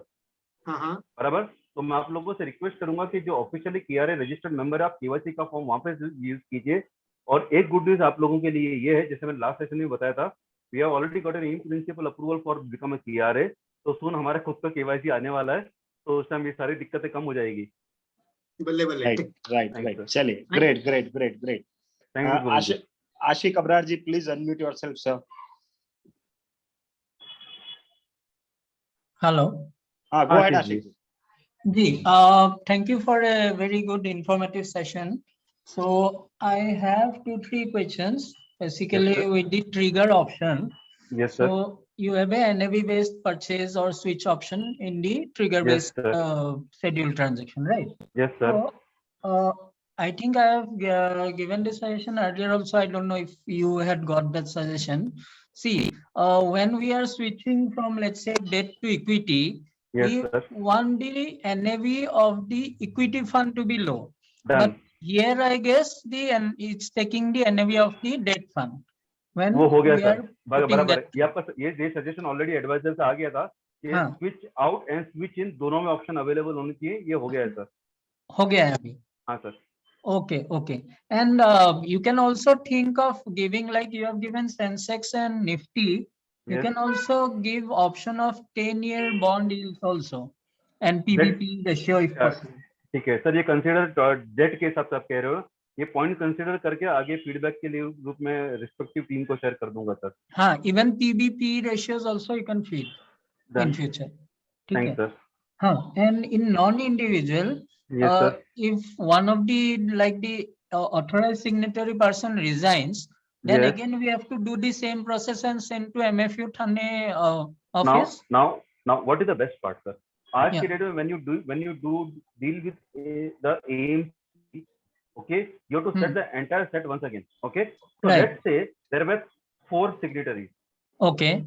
Now there are 6 signatories and all of them are new. Yeah. तो आपको सिर्फ यही फॉर्म भरना है with latest BR-ASL, because आपका अभी आपका ASL भी चेंज हो गया ना सर। Right. और आपको ये फॉर्म यहाँ पे क्लियर करना है। दैट मीन्स आपको अलग अलग एम्स को इंफॉर्मेशन देने की जरूरत नहीं है, because can data become the master data for all the map folio. तो ये आपका क्वेश्चन काफी वैलिड है। Many of the companies have the rules के हर 3 साल में ऑथराइजर चेंज होते हैं। Right. तो यहाँ पर क्या होगा, आपने एक बार चेंज कर दिया, MFU में सबमिट कर दिया, will apply to all the aims. Okay, okay, great. So regarding this only non-individual, so once we have sent all the forms and we have registered the the CAN and the signatory list and given them online access, so in the same way like individual, we can put the transactions from our end also, right? Yes. Now just to correct you, non-individual में we don't have a provision of login given to the non-individual, distributor initiated login नहीं है। यहाँ पर आप थोड़ा नाम पढ़ के कंफ्यूज होंगे, मैं बात जान रहा हूँ। यहाँ पर नॉन इंडिविजुअल में क्लाइंट को लॉगिन नहीं मिलता है। Okay, you will as a distributor initiate a transaction. आपके पास ऑप्शन रहेगा कि कौन से ऑथराइजर को अप्रूवल के लिए टिक करना है, तो सिर्फ उसी ऑथराइजर को जाएगा and he will approve the transaction. Okay, so this login access is for the distributors. This login access for the setup of the credential कि किसको मेल भेजना है। ओके, without this we cannot initiate any transaction, right? Yes, without this आप offline transaction कर सकते थे, पर अभी तो चेक वाला प्रोविजन बंद हो गया, पर ऑनलाइन ट्रांजैक्शन करने के लिए ये फॉर्म सबमिट करना कंपलसरी है। And what about the mandate? Mandate amount का अलाउ है सर, पहले भी अलाउ था, अभी भी अलाउ है। Okay, that also should be sent to this No. or Karvi? Camp car भी दे सकते हो सर। सिर्फ ये फॉर्म आपको MFU में देना है, बाकी सारे फॉर्म कैम्प कार भी ले सकते हैं sir. Okay, thank you so much. Thank you Ashiq ji. Raji Malhotra ji, please go ahead. Good evening sir, मैं जानना चाहती थी 2 ई-कैन्स हैं अगर मेरे पास में, एक में एनीवन और सर्वाइवर है और एक में सिंगल है, तो मैं एक ई-कैन से दूसरे ई-कैन में स्विच कर सकती हूँ क्या? नहीं पॉसिबल है, क्योंकि एएमसीज में सिंगल इन्वेस्टमेंट से ANB में स्विच नहीं मार सकते हो, नहीं पॉसिबल है। तो रिडम्पशन करके ही दोबारा से बिल्कुल। ठीक है जी, thank you, that's all. Thank you. Mihir ji, go ahead, unmute yourself Mihir ji. Excellent program, guys. Thanks sir. Thank you. Couple of questions. Any list of documents for society investments? Sir जैसे कि मैंने आपको कहा था कि ये नॉन इंडिविजुअल का जो फॉर्म्स हैं, ठीक है, आप इसके टर्म्स एंड कंडीशंस में जाओगे तो ये टर्म्स एंड कंडीशन पूरा कवर कर लेता है। अब जहां तक सोसाइटी का सवाल है ना सर, सोसाइटी में सोसाइटी डीड होता है, बराबर। तो जैसे कि मैंने कहा कि डिपेंड कंपनी का लैंग्वेज चेंज हो जाता है, तो सोसाइटी डीड में भी वो कंटेंट होता है कि the society has decided that the surplus amount can invested in the financial product like mutual and any one or any two or any three below mentioned can authorize the transaction। तो यानी जो board resolution और ASL वाला जो content होता है ना sir, अगर पार्टनरशिप फॉर्म है तो पार्टनरशिप डीड में मिलेगा, एलएलपी है तो आपको एग्रीमेंट एलएलपी डीड में मिलेगा, सोसाइटी फॉर्म है तो सोसाइटी डीड में मिलेगा। कंटेंट होना चाहिए, डॉक्यूमेंटेशन के वर्डिंग चेंज हो जाते हैं। Okay. Next question. Second question is about if you can elaborate more on card transaction, CART. Sir card में ये पार्ट ऑफ द सेशन नहीं है, तो इसलिए schedule transaction card session sir, card वाला पार्ट हमारे जो इंटरनल ट्रेनिंग सेशन है उसमें कवर हो जाएंगे सर। Okay, thank you. ठीक है, थैंक यू मिहिर भाई। Tarun ji please go ahead. Tarun ji please unmute yourself. Sir सबसे पहले थैंक यू वेरी मच कि इतना वंडरफुल सेशन था। दो I am using MFU from many years but I was not aware of all these points. मेरा कोई question नहीं है, मेरा सिर्फ एंटायर IFA इटर्निटी को सबको इंडिविजुअल्स को रिक्वेस्ट है, स्टार्ट यूजिंग MFU। जितना हम MFU यूज करेंगे हमें ये बीज से पौधा, पौधे से पेड़ और पेड़ से फल तभी मिलेगा sir. Otherwise we will be in the hands of the other people where we have to sacrifice not only our hard-earned money but our hard work as well and our clients as well. Thank you Tarun ji for your wonderful words. Let's have Nayan Shah ji. Nayan ji please unmute yourself. Nayan bhai, are you there? Hello. Yes, go ahead sir, go ahead. Milind sir. Yes, go ahead. Manish sir मेरा एक question है based on trigger based transaction. Yes sir. जैसे अगर हमने किसी trigger based transaction को initiate किया है जिसमें हमने ट्रिगर रखा हुआ है कि सेंसेक्स 64,000, बराबर है सर। अब सर सेंसेक्स कभी ना कभी तो 64,000 पहुंचना है, लेकिन अगर वो आज के 5 साल बाद पहुंचना है, हाँ, समय वो ट्रांजैक्शन का होना विल बी मोर और लेस यूजलेस एंड हमें ध्यान में भी नहीं रहेगा।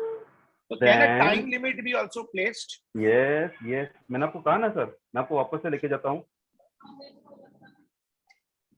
आपने मनीष का परचेस करना है या मान लो रिडम्पशन करना है, आपने कहा कि मनीष का ये पर्टिकुलर स्कीम है जहां पर मनीष के कुछ इन्वेस्टमेंट्स पड़े हैं, बराबर।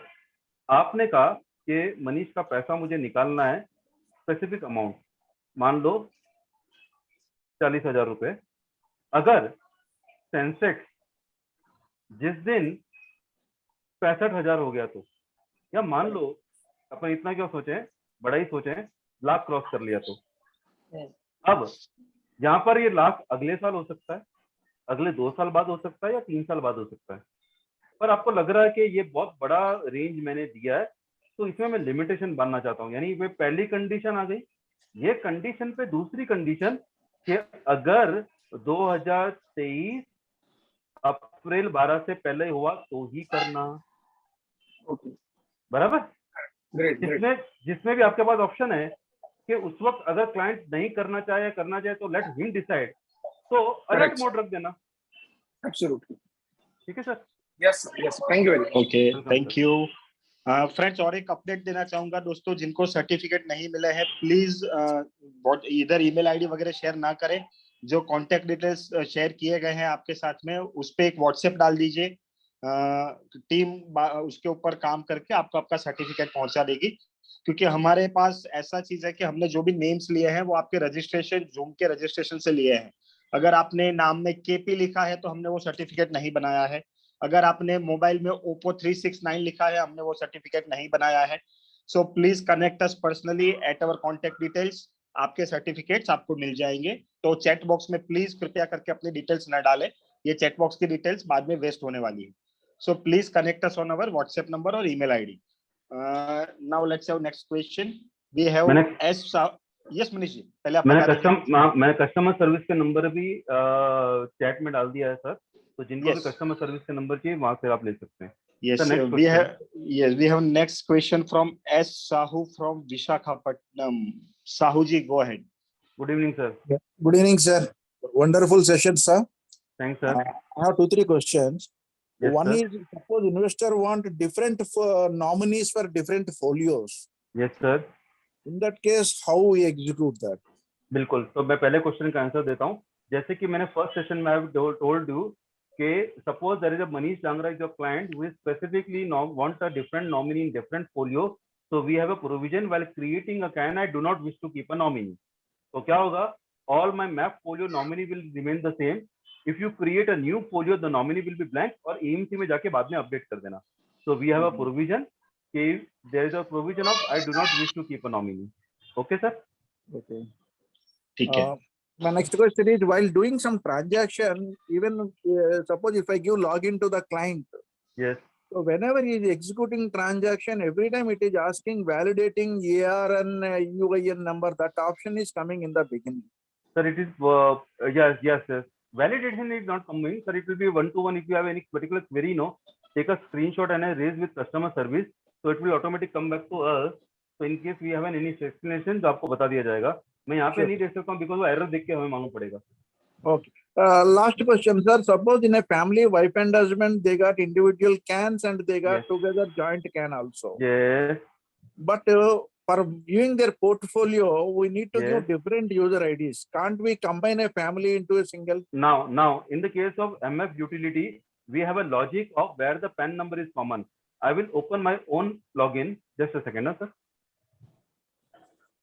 Because we are receiving many queries from families, sir. We need Yes.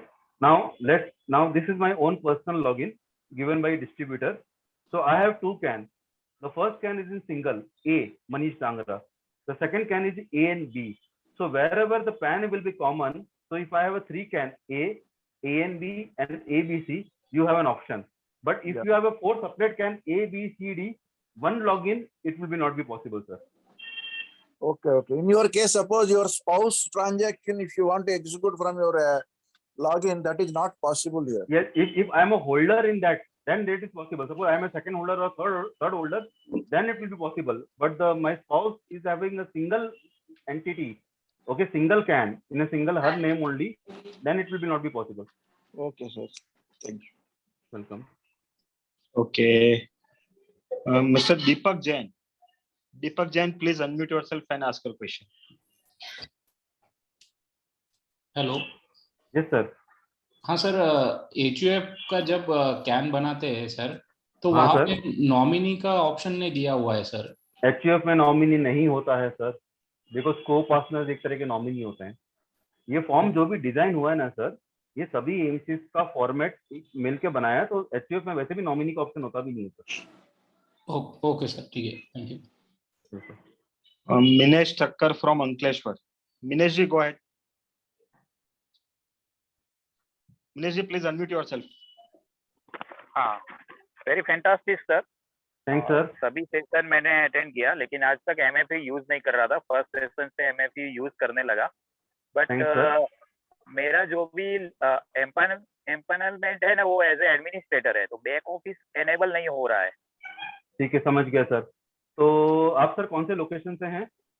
मैं अंकलेश्वर गुजरात से हूँ. अंकलेश्वर गुजरात से हैं, ठीक है sir. What I will request you, मेरा ईमेल आईडी है manish@mfuindia.in. mfu.in. Okay, mfuindia.in, manish@mfuindia.in. मुझे ईमेल कर लीजिए आपका ARN नंबर, नाम, और ईमेल में सब्जेक्ट लिख लीजिए require back office user, how to create a back office user ID. तो मैं कंसर्न पर्सन को कोई मेल फॉरवर्ड कर दूंगा, वो आपको कॉल करेगा और आपको हेल्प कर देगा. ठीक है sir, thank you very much. वैसे मैंने सिस्टम में तो डाला है ऐड करके बैक ऑफिस एनेबल, लेकिन उसका कुछ हुआ नहीं. कोई नहीं, आप मुझे मेल फॉरवर्ड कर लीजिए, मैं कंसर्न डिपार्टमेंट को भेज दूंगा सर. थैंक यू Minesh भाई. manish@mfuindia.in. Okay, will share it. मेरे को एक व्हाट्सएप डाल लीजिए, will share it on WhatsApp. Minesh जी, ठीक है. Amitesh ji, thank you very much for putting our certificate as a background, looking fantastic. Thank you. Sir screen भी share कर लीजिए ना. क्या बोल रहे हैं? उनका सर्टिफिकेट को स्क्रीन शेयर कर लीजिए आप. नहीं वो करते हैं सर, वो बता देते हैं, वो अच्छा, स्क्रीन शेयर ठीक करके है। बता देते हैं। ठीक so next is Vipul ji, please unmute yourself.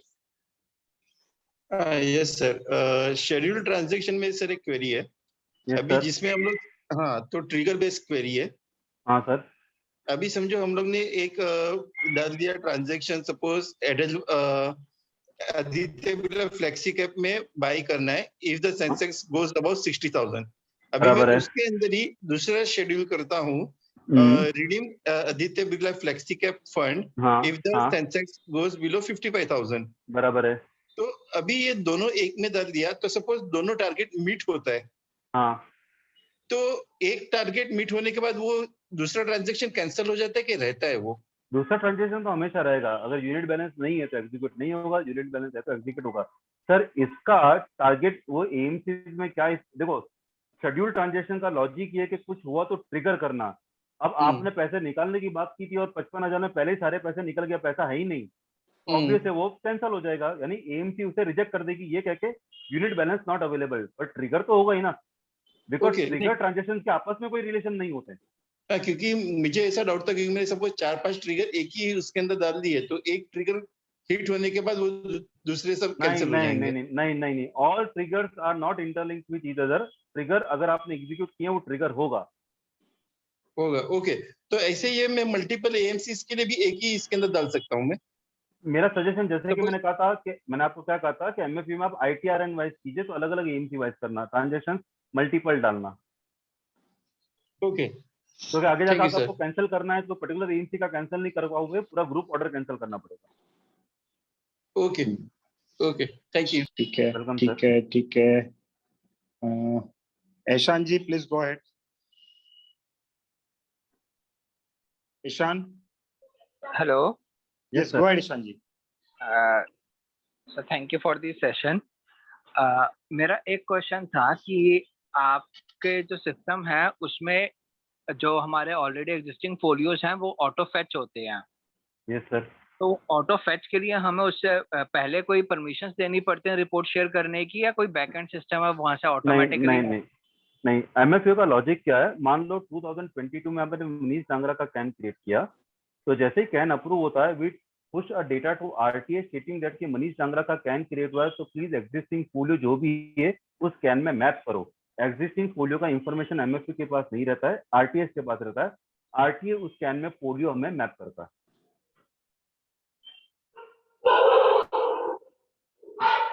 Okay Ishan ji, I think you हाँ जी बोलिए सर। तो डिपेंडिंग कौन से पैटर्न का कैन है, तो जिस पैटर्न में कैन है उस पैटर्न के एग्जिस्टिंग फोलियो आरटीए उस कैन को लिंक करके दे देगा। ठीक है Ishan ji, I think you got your answer. Okay, कहाँ गए ईशान जी, शायद चले गए। ठीक है, let's move forward. Pankaj ji please unmute yourself. Hello. Yeah, go ahead. Yeah, sir, actually I'm not using MFU right now. मैं पूरे 3 सेशन स्टार्ट कर रही हूँ, तो मैं क्या कस्टमर सर्विस पे जाके करूँ, कैसे करूँ, मतलब लाइक स्टार्टिंग को? नहीं, मैंने आपको क्या कहा, आपने ऑलरेडी 3 सेशन अटेंड कर लिए हैं। तो ये हमने आपको जो डिटेल्स दी है ना, हाँ बिल्कुल। Now henceforth you always connect to Thursday 4 PM session. You go to zoom.us Zoom meeting, right? Zoom meeting में ज्वाइन कर लेना। तो दिस इज एडवांस ट्रेनिंग, जहाँ पर आपको आपने बोला कि मुझे ई कैन कैसे करना है, सीखना है, कैसे, तो ये सब चीजें सिखाई जाएगी। आप कौन से लोकेशन से हैं मैम? मैं जयपुर से हूँ सर। ठीक है, तो आपने आपकी मिलिंद सर इस बार जो सेशन अटेंड किए उनकी डिटेल आप प्लीज दे देना, तो हम लोग रिस्पेक्टिव मीडियम उनको कांटेक्ट कर लेंगे फॉर फर्दर हैंड होल्डिंग। ठीक है sir, one more question I have, like change of bank के बारे में भी हमने कुछ नहीं, लाइक क्लाइंट्स बहुत करते, लाइक उन्हें change of bank her frequently करना होता है, तो यस, तो वो हम कैसे कर सकते हैं उसका change of bank? MF utility में we have a provision of online change of bank, जो डिटेल में आपको एडवांस ट्रेनिंग में सिखाया जाएगा। आपको सिर्फ ऊपर का बोल देता हूँ, आप एनसी ट्रांजेक्शन में जाओगे, ठीक है, तो यहाँ पर आपके पास ऑप्शन है, एक मिनट, यहाँ पर आपके पास ऑप्शन है बैंक मैंडेट का, ठीक है, यहाँ पर online we have a provision of online change of bank, please advance training में आके अटेंड कर लेना, या फिर आप कस्टमर सर्विस में कॉल करके भी पूछ सकते हैं, वो भी आपको बता देंगे। Okay sir, fine, thank you. Welcome. Thank you. Thank you. Shivani ji, please unmute yourself and ask your question. Shivani ji, please unmute yourself. I have आपको मैंने अनम्यूट के लिए रिक्वेस्ट भेजा है, प्लीज उसको अनम्यूट करके आप अपना सवाल पूछे.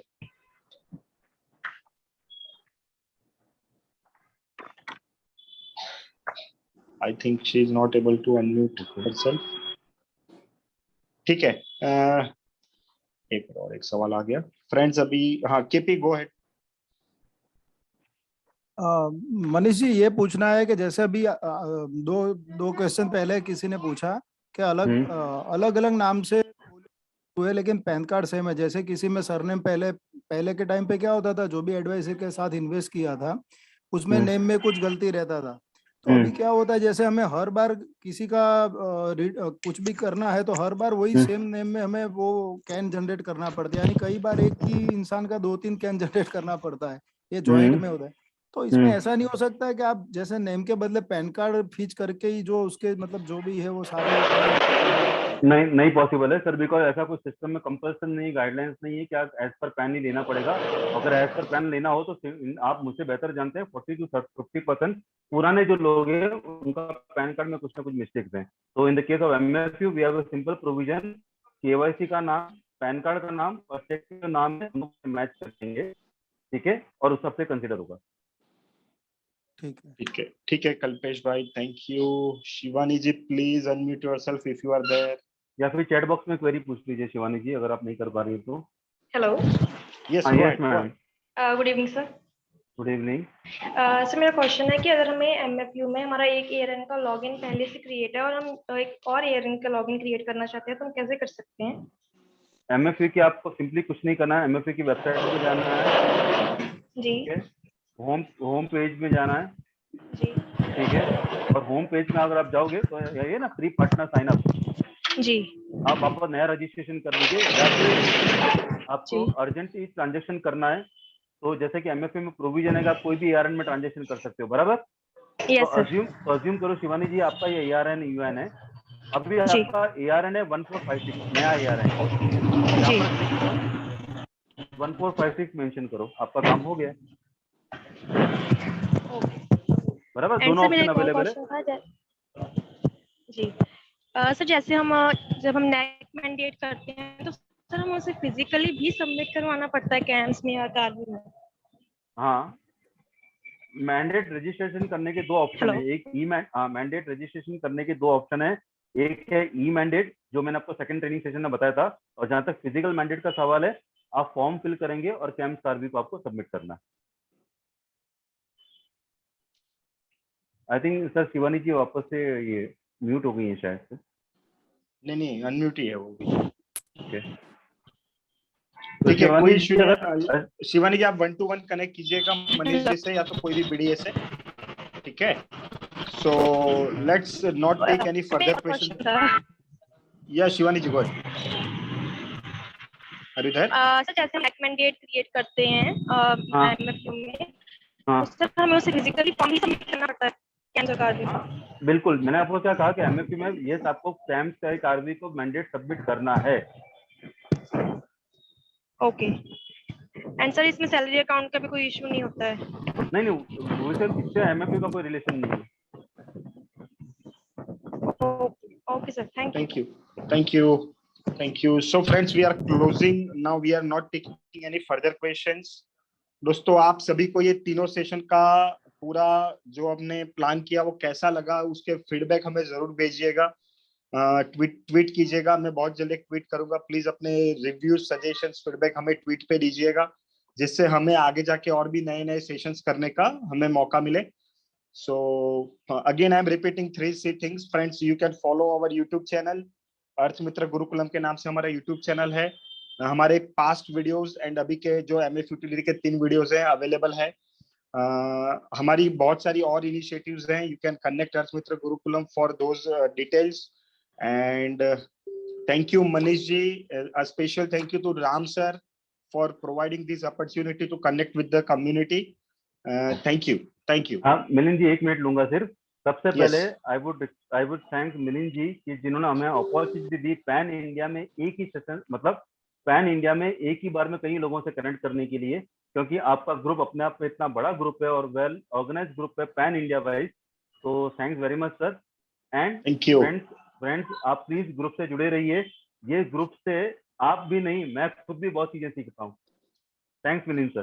थैंक यू मनीष भाई for always being there and supporting us. Friends again दिल से थैंक यू कहना चाहूंगा आप सभी को। कुछ इश्यूज की वजह से या तो हम साउथ वाले दोस्तों को शायद कहीं ना कहीं कनेक्ट नहीं कर पाए ये बार। बहुत जल्द हम आपके पास आ रहे हैं with English, Kannada, Tamil. So stay tuned for more details and updates.